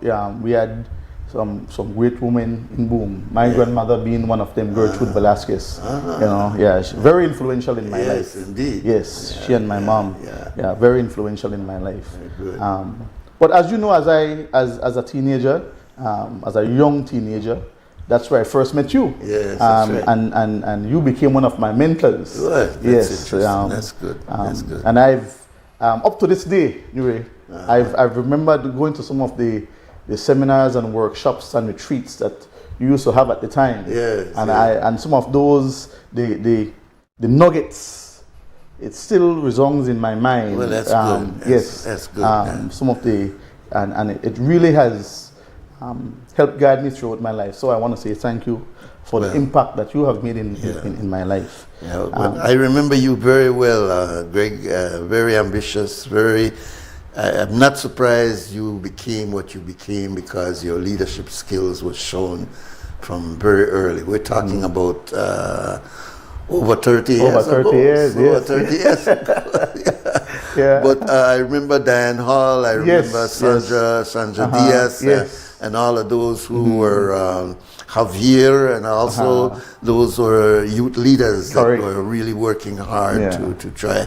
And it's a good sign that what they did, and that's important for our people today, that when you mentor young people, as you say, if you could implant certain nuggets, that benefits a young person all through his or her life. Sure does. And so I'd like to give salute to Diane Hall and Sandra Diaz and Laverne Marin and many of the others who were really helpers of young people at that time, who can look back, as I heard Sandra talking this morning about the students that she mentored in St. Catherine's are now doctors, and etc. So it's good to be able to look back and say thank you to those who gave you that springboard. Sure. But you have become, how long have you been in the Coast Guard? Were you always Coast Guard? I started out in the BDF, really. Okay. In the BDF volunteer element. All right. And that really provided a good foundation for me. All right. Many of my initial training was done with or through the Belize Defense Force, where I eventually was attached to the jungle wing, where I was a jungle instructor for a period of time under then the chief jungle warfare instructor, Lieutenant Castillo, Derek Castillo, who is another great mentor of mine. Yes. I remember he's one of my military mentors. You know, indeed. I learned a lot when it comes to being an officer, a military officer from Mr. Derek Castillo. So tell me about the evolution now. Was there a Coast Guard when you were a BDF officer, or did you join the Coast Guard after realizing I'd prefer to get into that wing instead of staying in the BDF? At the time when I was over that side, the Coast Guard was in the process of being formed and being established. Okay. So in 2005 was when the Coast Guard was established. Okay. November 20th, 2005. All right, so it was the maritime wing first, then the Coast Guard, or it was completely separate? Right, so the Belize Defense Force had the maritime wing under its command. Okay. There was no Coast Guard initially, Okay. But there was always a vision to have a Coast Guard. And eventually when the threats in our maritime domain evolved, and so the leadership, the political leadership at the time saw the need that we needed an organization that will address specifically the threats in our maritime domain, and hence the reason the Coast Guard was established. But we had a symposium last year, and we had men from who were a part of the maritime wing from way back when came, and they shared what the vision was at the time, like Major Lloyd Jones. Right. We had Same Swazo. Major Swazo. We had Admiral John Borland, who was also a part of right. you know, and so all these men. Then we had Alan Usher, Cedric Borland, all these men, you know, who were the former ports commissioner, who were all men who really inputted into what this Coast Guard was supposed to be. Well, tell me, what was the major impetus for starting the Coast Guard?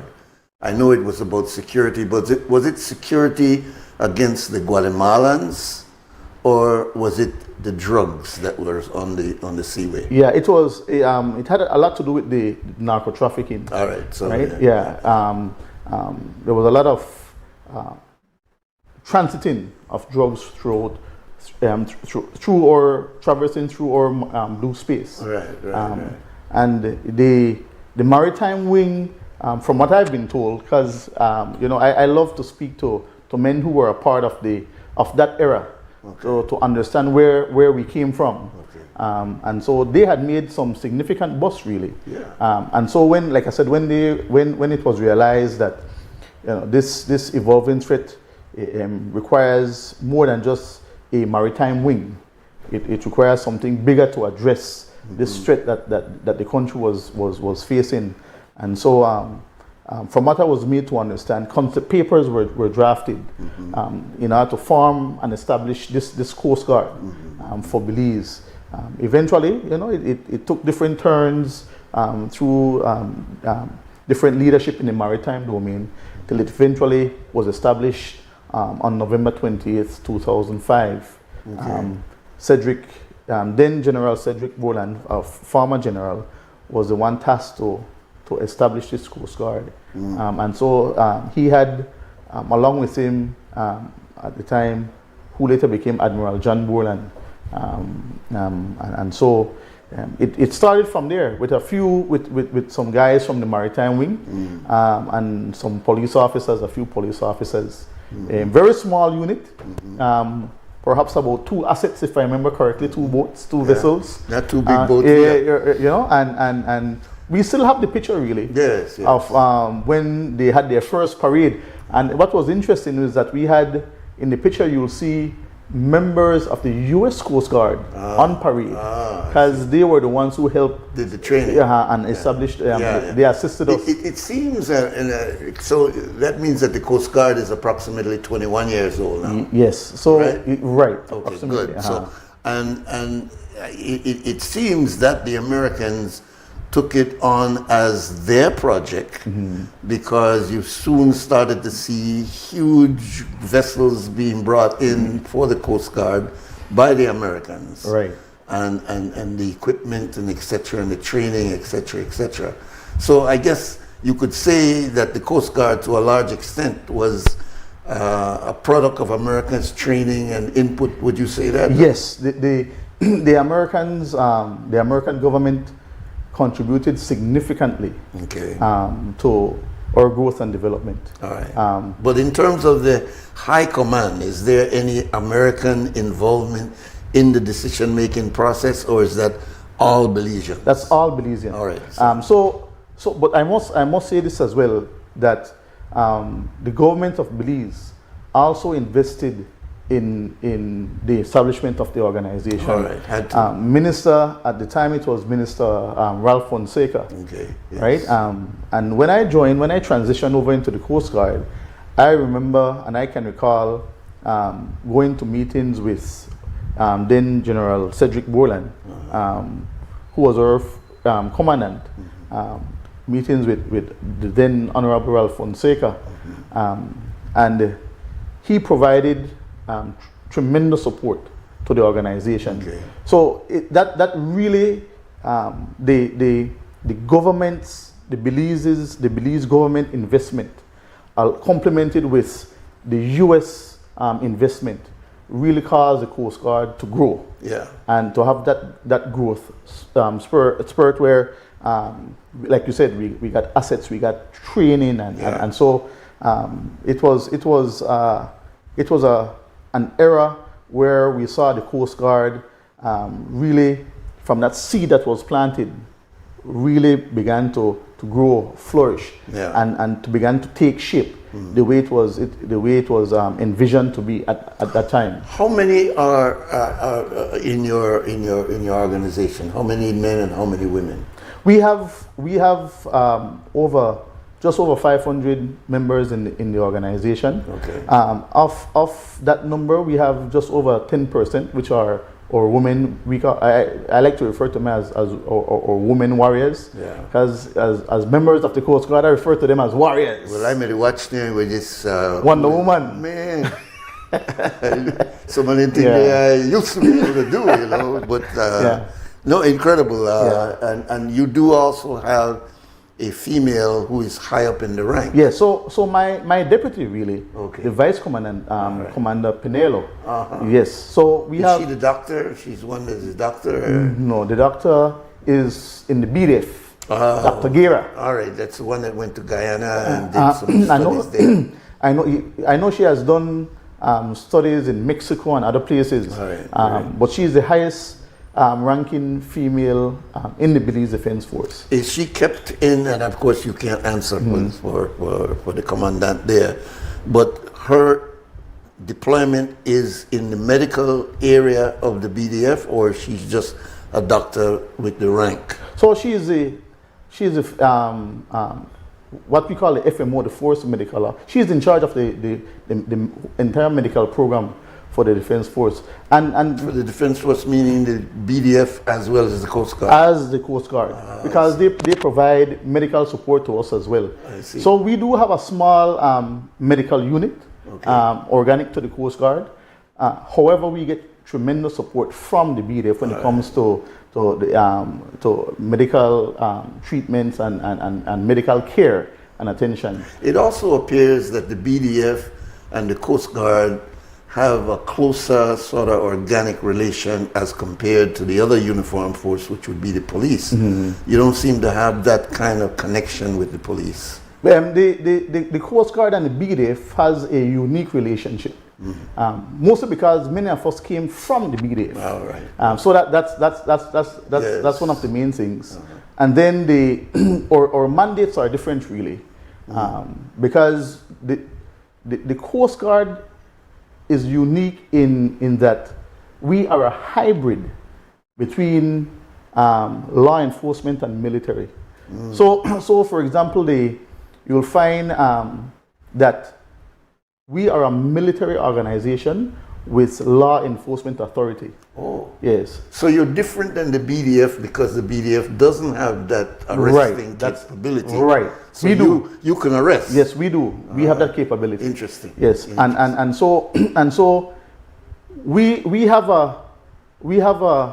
are a unique organization, and therefore our relationship with the BDF and police is unique, because we have to work a lot with the BDF when it comes to the military component of our mandate, and we work a lot with the police when it comes to our law enforcement mandate. Because you're doing that drug interdiction, etc. on the waters. So we work with both organizations really, and so, like, for example, myself and the general for the BDF, very close relationship. Very good. Myself and the commissioner of police, very close relationship. Yes. And so all three of us work really well together. Well, I was told quite recently, and I know mine mentioned this about Dr. Rosado, but he told me that there is an extremely productive relationship between the three commanders, if you could say it. Yes. BDF, Coast Guard, and police.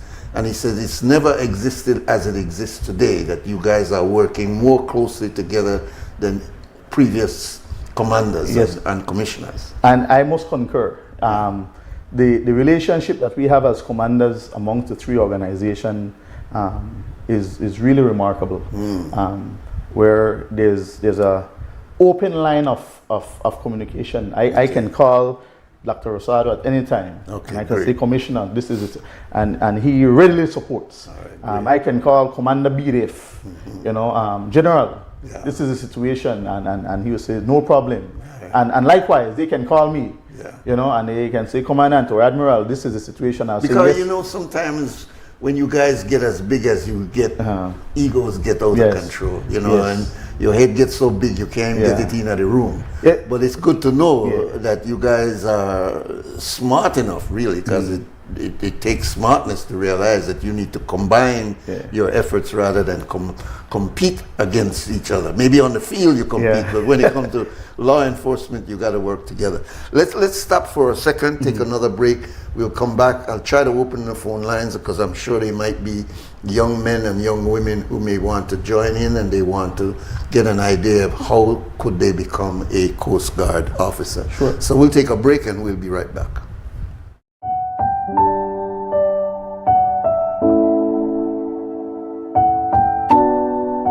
I overwhelmed. I don't even know how to talk right now. Estamos súper emocionados, estoy temblando, súper agradecida con todo. Ellos súper felices.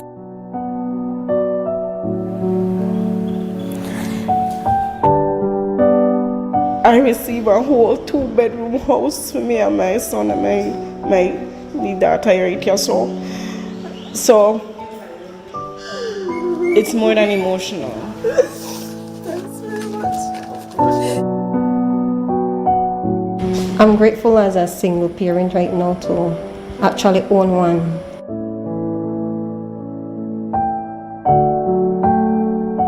I feel like a load has been lifted off my shoulder receiving this key today. Currently, I'm living with my sister. I'm invading her privacy, so this changes a lot, not only for me, but for her.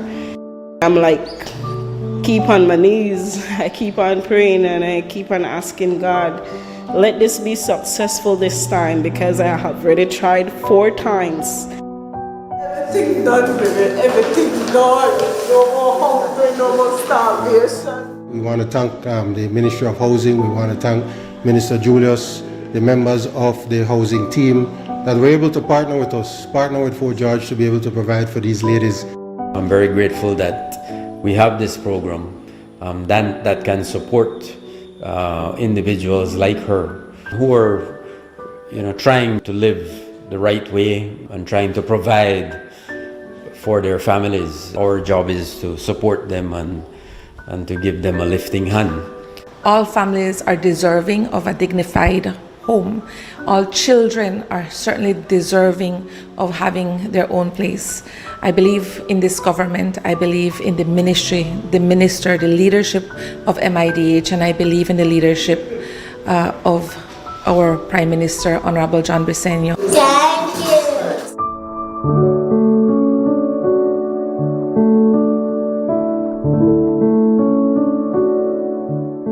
At Atlantic Bank, your convenience is our priority.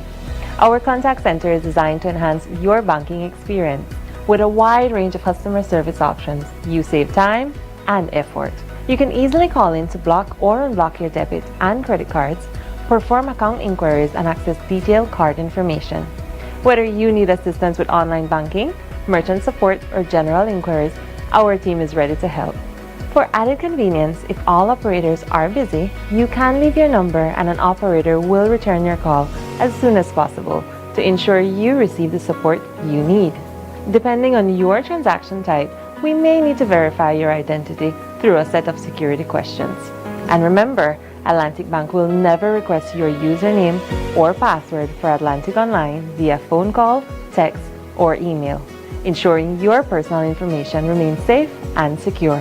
Our support team is available Monday to Friday from 8 a.m. to 6 p.m. in both English and Spanish. Simply dial 223-1212. This is a dedicated line for our contact center. Atlantic Bank is committed to providing you with exceptional service and the tools you need to manage your finances conveniently and securely. Take full advantage of our easy-to-use contact center services today. Atlantic Bank, building the future together. Nando's Wholesale is your market leader in Belize's wholesale industry when it comes to high-quality products at the most reasonable and competitive prices. With over 40 years in the wholesale business, Nando's Wholesale embraces the partnership of the hotel industry in Belize by providing world-renowned brands in wines, seasonings, condiments, and cleaners in industrial sizes, as well as small and large kitchen appliances and equipment. Nando's also takes pride in providing one of the quietest and most durable air conditioning systems in Belize with technical support and spare parts. Nando's Wholesale. Professional, reliable, effective, and prompt. Nando's Wholesale always delivers. Visit us at www.nandos.bz or send an email to nandos@nandos.bz. Or, even better yet, give us a call today at 222-500 or 280-8080 to speak to one of our sales representatives today.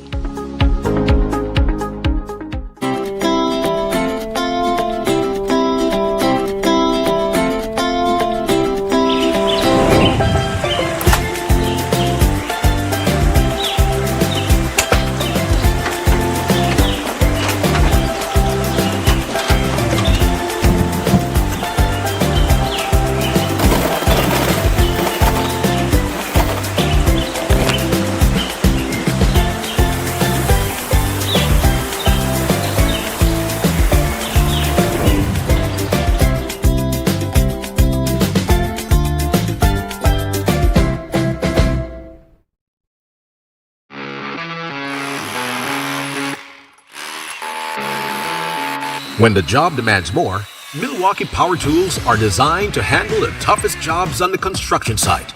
If it's speed, durability, and performance you need, Milwaukee is the perfect choice. For unstoppable power at an unbeatable price, make it Milwaukee. Nothing but heavy duty. Available at Benny's. Quality and savings. Whether you are a busy person or stuck in traffic or having an adverse or very demanding circumstance, tension builds up, causing you to be stressed out. Stress attacks everyone, anytime, any age. And stress is a killer. Palm City? It's best to be alive than dead. So visit Freetown Drugstore to get options to relieve stress and to relax your mind. Yes, sir. What can I do for you today? I'm so stressed out. Okay, I'm saying I help you right now. When I this daily? For 10 days, I am good after that, okay? Okay. Freetown Drugstore, 28 Freetown Road, where you are better off alive than dead. Freetown Drugstore, telephone 223-2876. Amandala is now online. You can now access Amandala's midweek and weekend issues online by logging on to our website at amandala.com.bz/news and joining our membership portal today. There's 5 easy steps to get unlimited access to weekly e-paper, archive publications, and a host of other exclusive contents. Number 1, go to Amandala's website. Number 2, navigate to subscribed areas. Number 3, choose a membership level. Number 4, check out using our secured portal. Number 5, log into the members only section. Telephone numbers 501-280-4703 or 202-4477. Fax us at 501-222-4702, or you could email at amandalapress@yahoo.com or amandalapress@gmail.com. Amandala, all power to the people.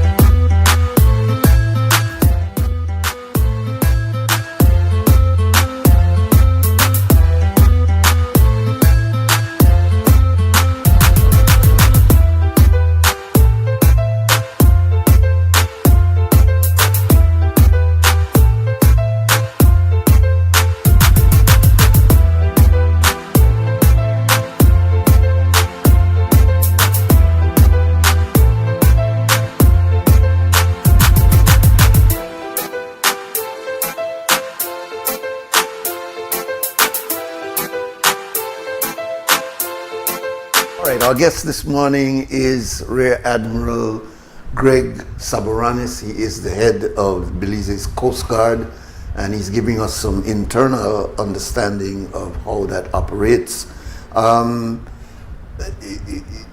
We know that the Americans have taken great interest in manning our coastlines, and that one of the main support for establishing the Coast Guard was the prompting of the Americans. Even though we recognize that we had that as a vision, it takes a lot of money to do something like that. And so what I'd like to ask you about the Americans' involvement, as I said, the DEA and these other anti-drug organizations of the United States has a very great interest in Belize. Of late they have tagged on human trafficking as another part of it, but for many, many years it was primarily gun running and drugs. Right. And as I understand it, and you could give me some inside information here, is that the planes used to land and then the facilitators used to hurry get that drug off and into vehicles and then take it to the coast where it would then be loaded on boats and be able to take it over through Guatemala, etc., etc. That's about maybe 10 or 15 year old information. Yeah. Is that still the case? And it's still this? I know there's been a cut down on the plane landings, at least the ones that we find. But is that still the scenario of taking the drugs through Guatemala? Well, the modus operandi shift when it comes to the narco traffickers, depending on what is happening in the region. Because when we address the issues of narco trafficking, it's not just Belize alone. It's not just the Belize Coast Guard, the police department, or the BDF alone.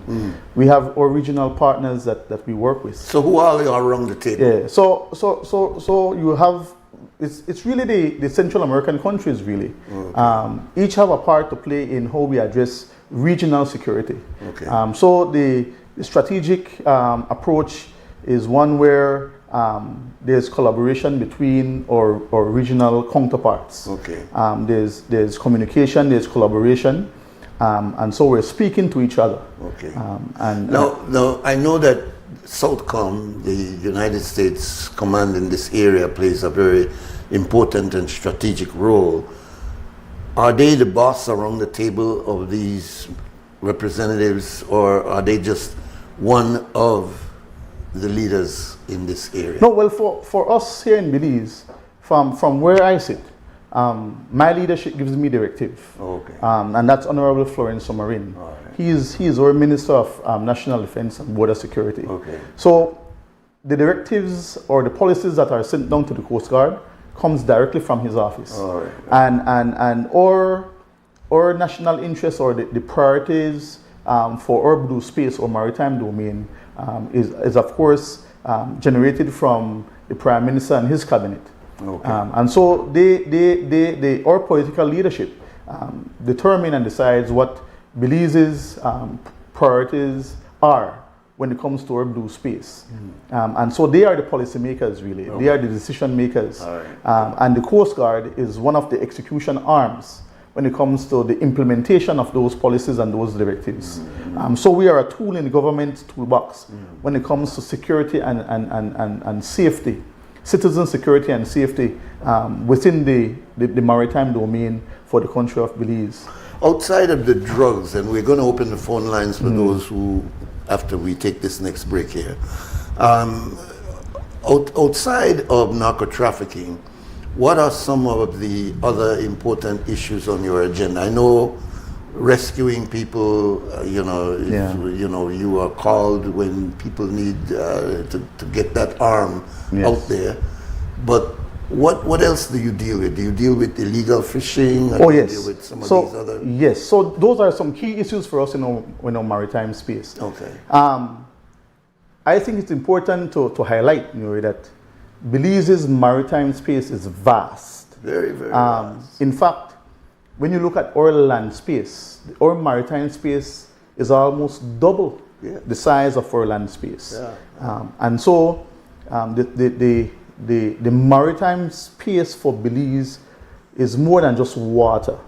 You're talking about sovereignty, you're talking about security, you're talking about economic lifeblood for the country of Belize. Yeah. So it's not only an area of priority for the Belize Coast Guard, but for many other organizations that is a part of the national construct that deals with the maritime domain for the country of Belize. So when you look at our blue space, you're talking about IUU fishing, illegal, unreported, unregulated fishing. You're talking about the human and weapon smuggling. So basically, the Coast Guard looks at three or a couple main mandates. We have our military mandate, we have our law enforcement mandate, and we have our humanitarian mandate. So, for example, like in times of disasters and floods, the Coast Guard steps into a humanitarian role, reaching those communities that are cut off by a road. We provide supplies and we assist. This is where we work under the leadership of NEMO. So you come into the rivers? Right. So we go into the rivers and that, yes. And so on the humanitarian side, that's what we do. And I can speak to some incidents and instances where we've done that throughout the years, over the years.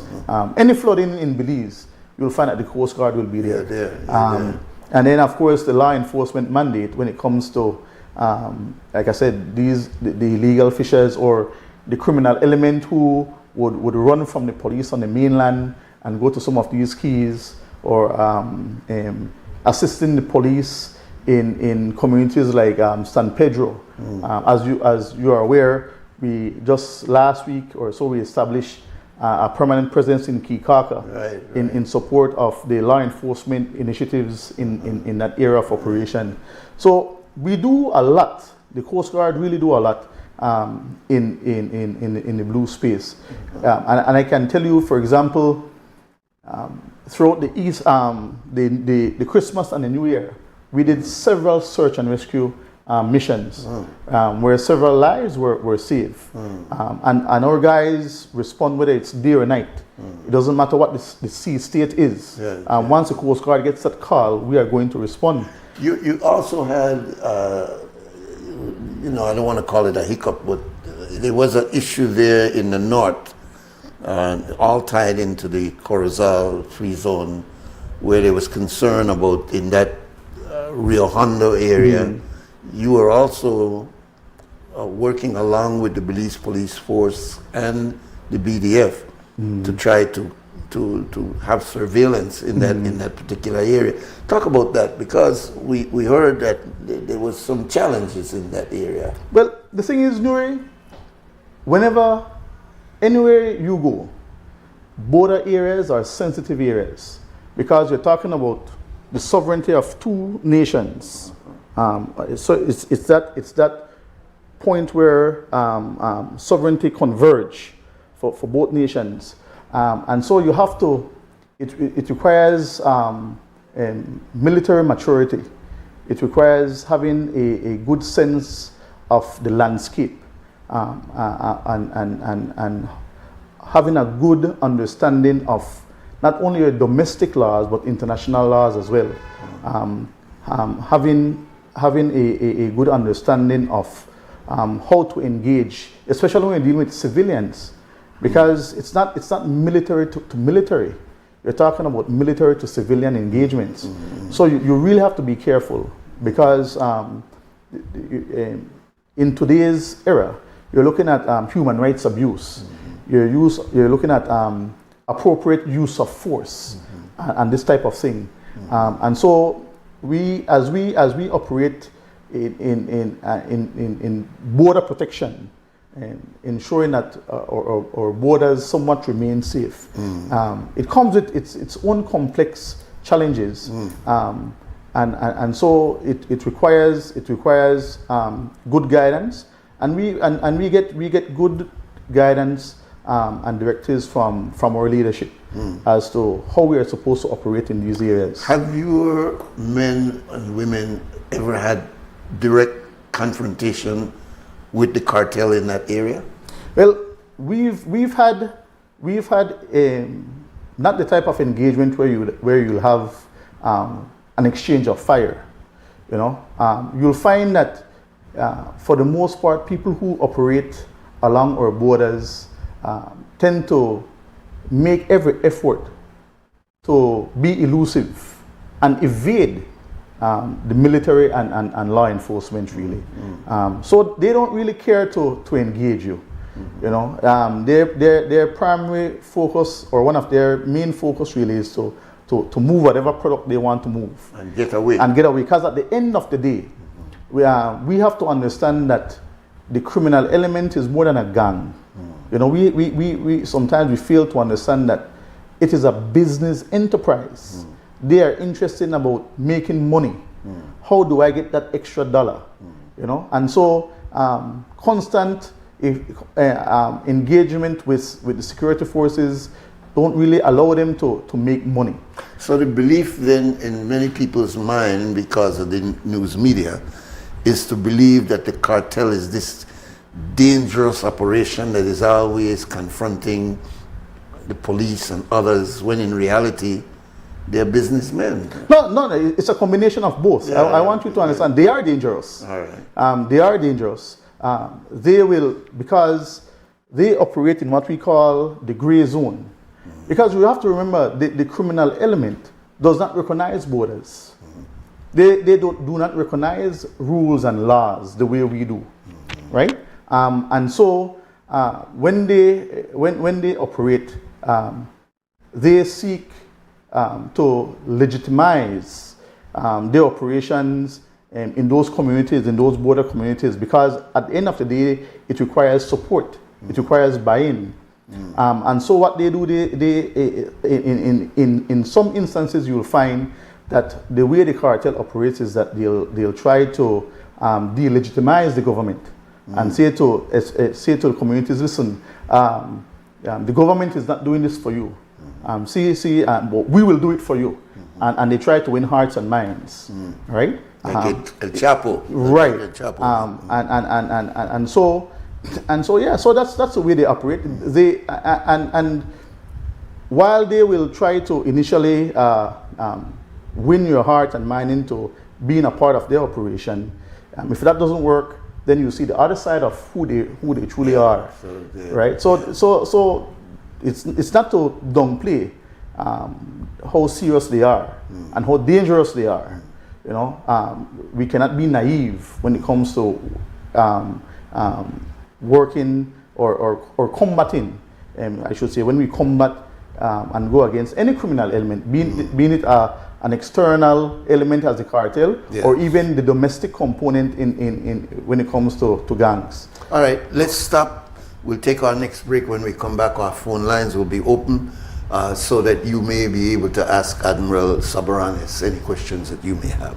Let's take this last break. Belize wakes up connected to opportunity. And across our country, the work to keep Belize connected continues. SMART continues expanding our network across the country, bringing stronger coverage to more communities. With recent service enhancements in areas at Blue Creek and Progresso, Belize City, Orange Walk, and more on the way. We're bringing education closer to home, empowering entrepreneurs to grow their businesses, supporting industries that drive our economy, and keeping families connected wherever life takes them. With every expansion, we are investing in the infrastructure that moves Belize forward. Because connection isn't just about signal, it's about opportunity, progress, and the future we are building together. SMART, bringing people together.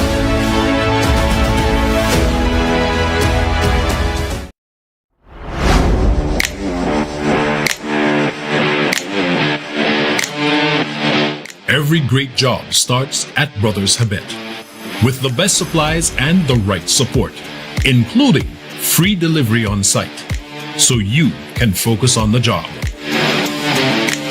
Brothers Habet, working with contractors since 1983.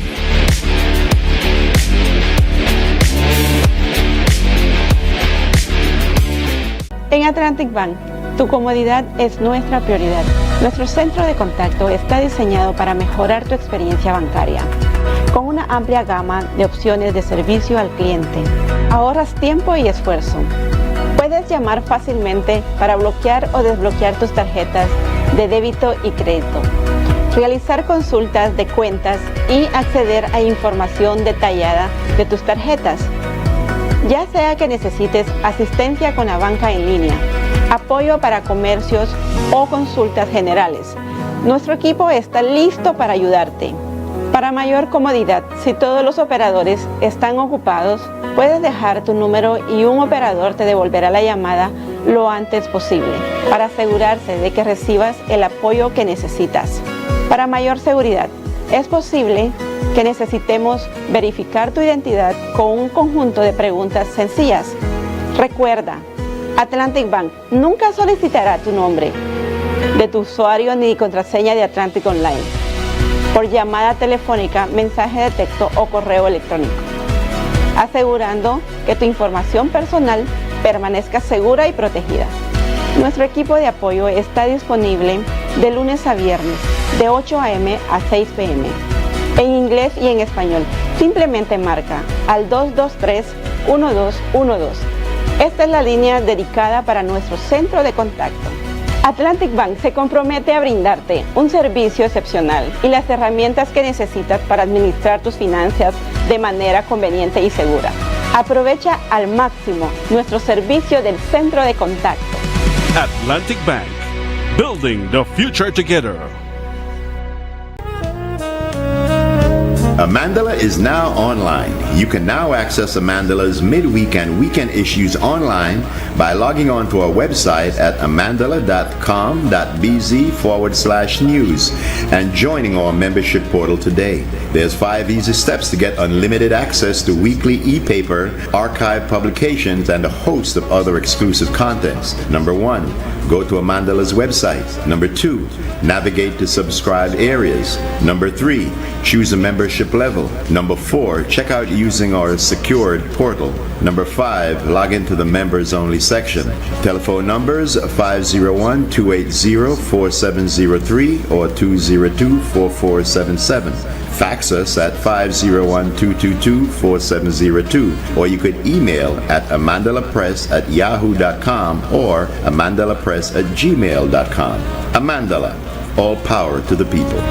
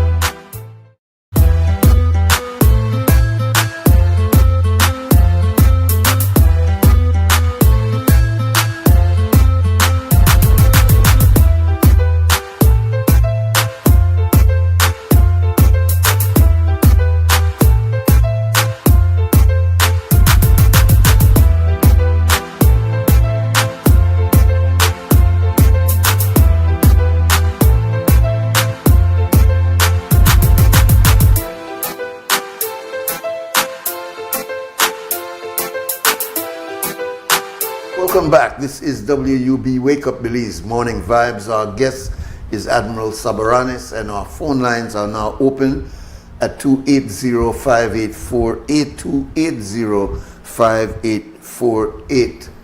I would imagine too that each area of the Caribbean, and correct me if I'm wrong, has a Coast Guard unit? Yes. So, like for example, Jamaica has the Jamaican Coast Guard, Barbados. Okay. So they all have a Coast Guard. All right. But are they the size of ours or smaller or what? Yeah. So so some are larger, some are smaller. The uniqueness of the Belize Coast Guard though is that while many of the other Coast Guards are what we call the traditional Coast Guard, similar to how the U.S. operates. We have transitioned, and I remember that transition took place under Admiral John Boland. So we had Admiral Cedric Boland, who established us, who put us on our feet, got us going. And I remember him speaking about how the Coast Guard is supposed to develop, the strategic development of the Coast Guard. We had some incidents that occurred in our northern AOR, or area of responsibility, where we realized that we needed to be more than just that traditional Coast Guard. Because, for example, north of San Pedro, a lot of what was happening at the time was actually on land, on the island itself, north of the island. And so we had to insert troops or personnel on land to do foot patrols. So the organization at the time, the leadership at the time, decided to engage the Marine Forces South in the U.S. And it was agreed upon that they would be here in Belize for 5 years to train the Belize Coast Guard. And it ended up not so only... this was a contingent of American... Marines. Marines. Oh. Right. So let me see if this is a call for you. Yeah, welcome, caller. Good morning, Nuri. This is Sandra Coy. Yes, welcome. Question for the Admiral, is it? Yes, he is, Admiral Sabaranis. Admiral, recently, Admiral Sabaranis, recently they had a summit in Florida of, I don't know if it was only defense ministers or secretaries of defense and chiefs of staff of the Army, Navy, and Air Force. I'm not sure who all attended, but reports coming from no less than the American press in relaying, and not only in relaying, in replaying points made by the American authorities. They use the word lethal, that the decision, the action that will be taken against disruptive forces in the Caribbean that will require the Caribbean military to be involved, the solution will be a lethal solution, which I understand, and the talk show of the same talk show, the alternative talk show, Mr. Mo's host, he understood the same that I did. That lethal means then that they will be killed. So, are you aware of this? And has Belize made a commitment to physical extermination of persons deemed only to be a security threat, bearing in mind that crimes involved in narco trafficking come under the law. They are not military. We haven't declared, no declaration of war has gone before our National Assembly that I know of. And so the decision to use lethal means at the point of contact means that the Army or the defense forces of the region will become the judge, jury, and executioner at the same time. So I'm trying to understand, are you aware of this discussion that took place, of the position taken by the Americans, and what was the position of Belize? Bye-bye. All right, thank you. All right. So, Ms. Koyi, thank you for calling in. It's always good hearing from Ms. Koyi. I always listen to her comments and her insights when it comes to certain issues. But very good question. Yeah. Let me begin by saying that I am aware that Belize had representation at that forum. I am not privy to the information that was discussed or anything that was mentioned at that forum. It's not my purview, it's not my space. That's or political leadership is the one, they're the ones that operate in that space. Okay. I think it was Minister Marin that attended, there, yeah. Right? So, I am sure or political leadership have discussed what was mentioned and the conversations that occurred in that space. Eventually, whatever the government decides will eventually be passed on to the Coast Guard as relates to how they want us to operate in that space. I didn't hear the release itself, but yes. If that is accurate, then is that legal? I'll tell you. You immediately say this is going to be lethal, without you charging the person, take the person through some legal process to determine if death is warranted? Well, I'll tell you, for us for us, we have not been operating like that. We believe in the rule of law. We believe in due process. And that's the way we've been operating. There's no directive for us to change that. And we have what we call our use of force policy. You cannot go there and arbitrarily kill people. That's not the way the Coast Guard works. You know, there are several things that must be present in order for a Coast Guard member to use deadly force. We have what we call a use of force continuum. And the first level on that use of force continuum is officer's presence. You know, you must look professional, speak professional, because people tend to respond when you act in a professional capacity. Indeed. You know, so for example, from the initial engagement with any mariner out at sea, our personnel, our members are taught how to do that meet and greet. Good morning. I'm Officer Sobranis on the Belize Coast Guard. We're just doing a routine check to ensure that you're in compliance with all maritime laws and regulations. Without reaching or touching, do you have any weapons on board? And we go from there. So we have a use of force continuum. It's not you go there, that person looks suspicious, you take out a gun, shoot. You know. So we are a country of laws. But we are seeing those things taking place internationally now. But not here in Belize.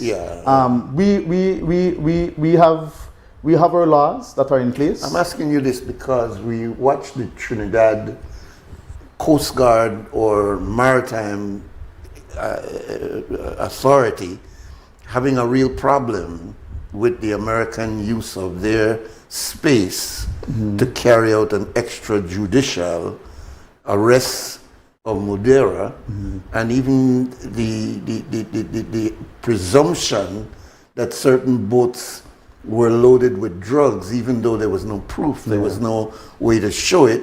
There was this arbitrary decision to just go ahead and execute on the same basis here, lethal. So, like I said, Nuri. But I'm really pointing out the fact that can we get caught up in such a compromising situation as a country? Like I said, that's the political space. I am not in that space. As the commandant of the Coast Guard, I know that we are currently operating where we comply with the current laws that we have here in Belize. And the laws that we currently have in Belize are specific to how we interact with people, how you can detain and arrest people. And so there are protocols and procedures, and as the Coast Guard, that's what we follow. Well, let's hope that we don't get caught up in saying because we have a relationship with the quote-unquote big brother, that if he breaks the law simply because he is in a way our benefactor in certain areas, that we sort of compromise ourselves and we go along with that because it would be wrong, whether it's a small wrong or a big wrong, it would be a wrong. And like I said, no directive has been given to us to operate that way. Our number here is 280-5848. We're getting close to our last few minutes. So if you do have a question for Admiral Sobranis, you can call. But before we go, give me some ideas about your recruitment process, because does a person who is interested in joining simply show up at your headquarters and say, I want to be one Coast Guard, or do you go out on an active recruitment? And then, or is it like police where you build up a certain amount and then you begin a training process? Tell us about your training process. Okay, so once we've been given the green light from our ministry to have a recruit intake, because the approval has to come from our ministry. We begin to advertise. So you cannot just come to the Coast Guard and say, I would like to join the Coast Guard. So approval is given for a recruit intake.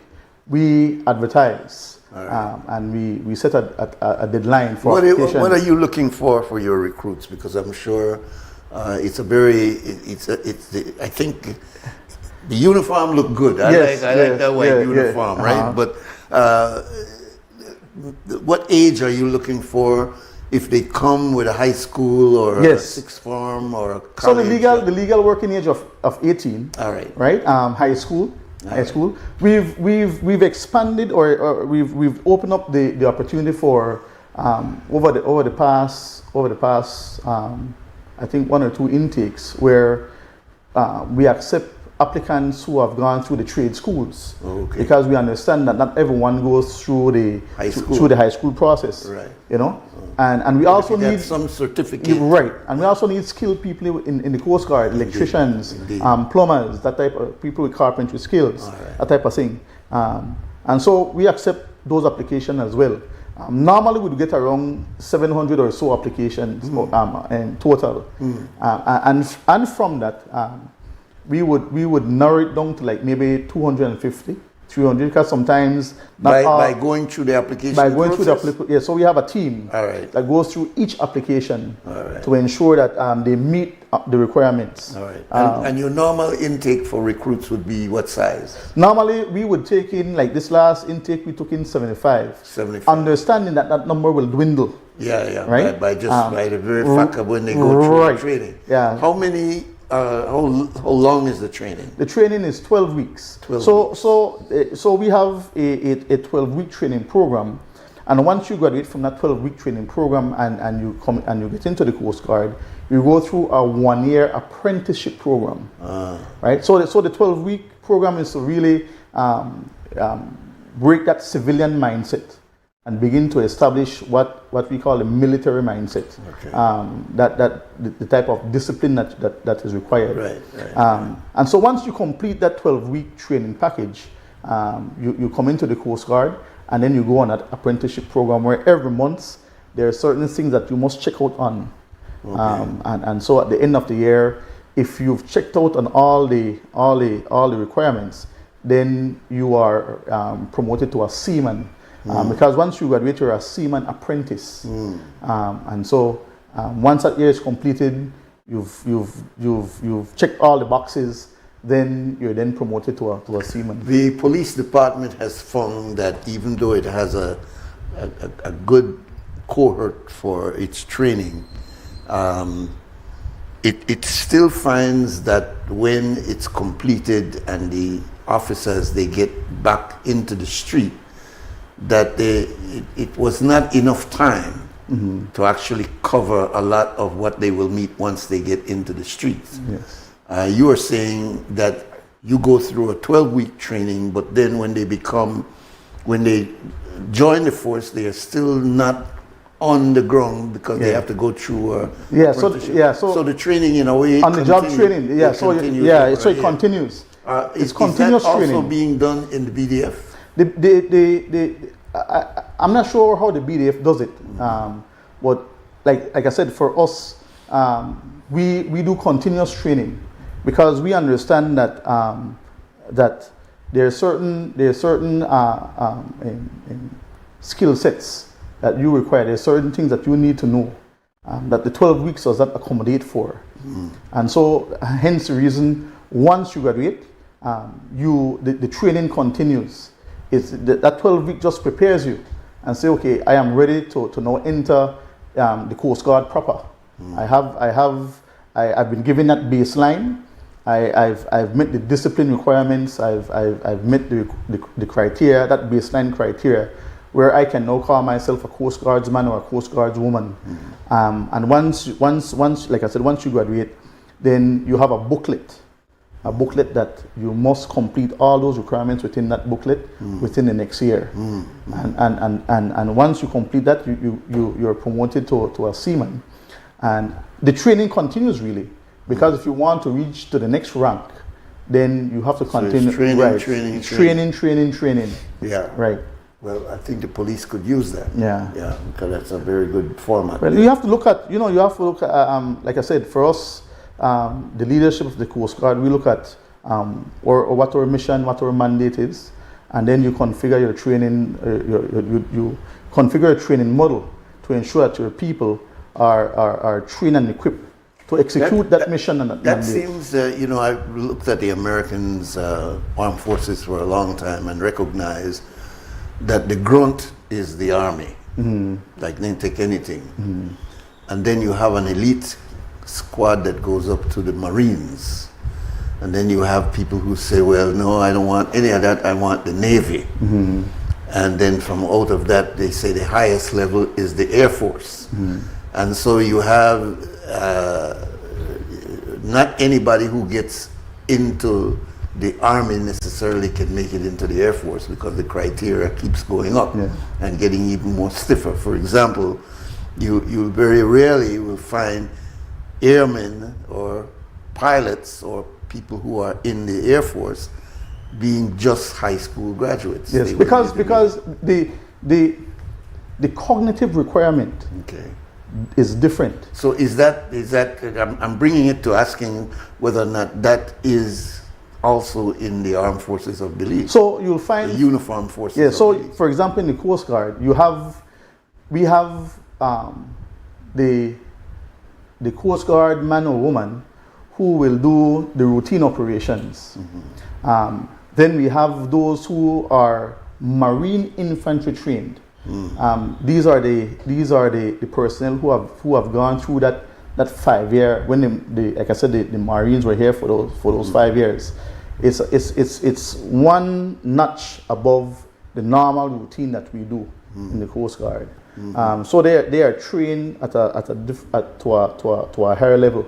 The plan was for the entire Coast Guard to go through that program. During that 5 year engagement that we had with the U.S. Marines, members who were a part of the Coast Guard at the time went through the program that made us better prepared to deal with the threats when we have to put troops on the ground, or Coast Guard sailors on the ground. And then we went a step higher.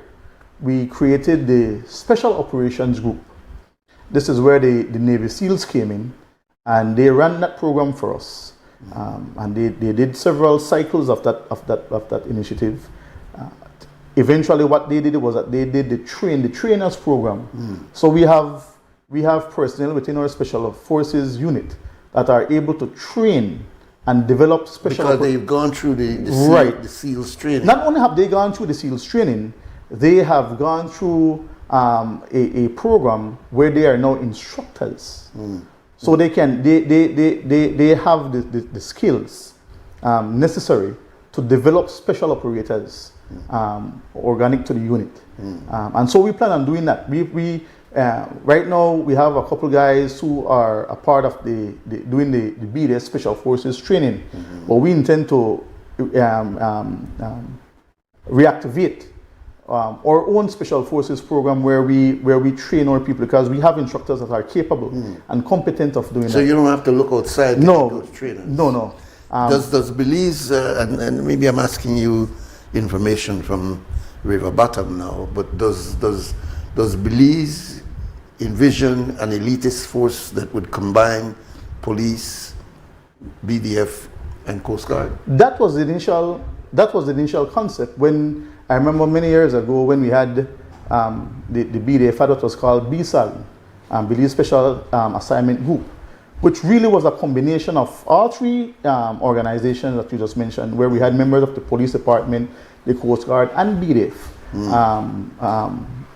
Were a part of that unit. Yeah. It can get back to that, but as it currently stands, the organizations have their specialized units, and whenever there's a need for joint operations, the units work together under the leadership of the JIAC, the Joint Intelligence Operations Center at Ladyville. Yeah. And so we like I said, Nuri, the Coast Guard has been busy. We've been active. We've made several intercepts over the Easter, and so we continue to do what we've been tasked to do. You told me about this intercept, and you'll be able to internify, and I know that the police just had a big bus in Lloyd's Bank with a $1 million bus. They are saying $1.6 million street value. Your bus was at what level? Our bus was smaller than that, but for us it was significant given the space that we operate in. our patrol, who was in our central area of operation, and was able to intercept some packages of narcotics, marijuana, suspected marijuana. On the sea itself? So like I said, we do foot patrols in the area. And so our guys who are operating in the area discovered this package with a street value of about $98,000 US. Yes. So it's significant for us as the Coast Guard, because we haven't had a hit like that in quite some time. So we've been working with the police and doing follow-on operations, and the investigation continues. But like I said, coming back to Dr. Rosado's point, the relationship that we have with the police, good work. It's good work. The anti-narcotics unit, very good. And so we continue to operate and collaborate, because Nuri, the interagency approach is what is needed. No organization can work in silo. Absolutely. You know, and at the beginning of the show, you spoke about ego. Organizational ego or personal ego does not lead to success. All it does is it sows discord. It's divisive, and so it's all about understanding that I need you, you need me. We lock hands together, because at the end of the day, it's one team, one fight, and we have the responsibility. And I said it when I took over command. It's the covenant of command, the collective responsibility that we have to ensure that our space, whether it's the terrestrial domain or the maritime domain, remains safe and secure for our citizens. It is one that the Coast Guard takes seriously. It is a responsibility that we bear. And we've always said it, our uniform is not a fashion statement. Our uniform is a statement to this country that says that we are willing to die in defense and the security of this nation. And having said that, I know it's coming to a close. I'd like to say, Nuri, at this time, and I somewhat shift here, the Coast Guard is in a state of mourning. We had the loss of one of our sisters, one of our women warriors, in the person of Jean Caetano. Sadly, she passed away. She had some medical complications, and she passed away over the weekend. And so we mourn her passing away. She was very vocal. She was very vibrant. She loved the Coast Guard, and so. It was with a heavy heart that I share that news, and so we are working closely with her family to ensure that she is laid to rest in the way that she should be given, and honor her. And so while we mourn her, the loss of Jean Caetano, we also celebrate her life and the contribution she made to the organization, and so I salute her. I salute her, and I salute the men and women of the Belize Coast Guard, because they do work hard. Yes, and so well, they got a strong commander, yes. And we appreciate your coming. You've given us a good frame of reference for what the Coast Guard is really all about. You've made us look at your operational procedure, but you've also given us an insight into your training, the way in which you operate with your fellow colleagues in the armed forces. And we feel very proud that we have known you all these years, and to see what you have become, and we hope that you remain a model for other Coast Guards and other uniformed forces coming behind, because we as a country rely significantly on our armed forces, our security forces. We might cuss them out, and that's why we get so upset when you fall below the mark, because our expectation is that you're not ordinary anymore. You've gone through certain training, you've gotten certain investment from the country in your training, and so we expect more of you than is normal. So I want to thank you very much for being with us. I think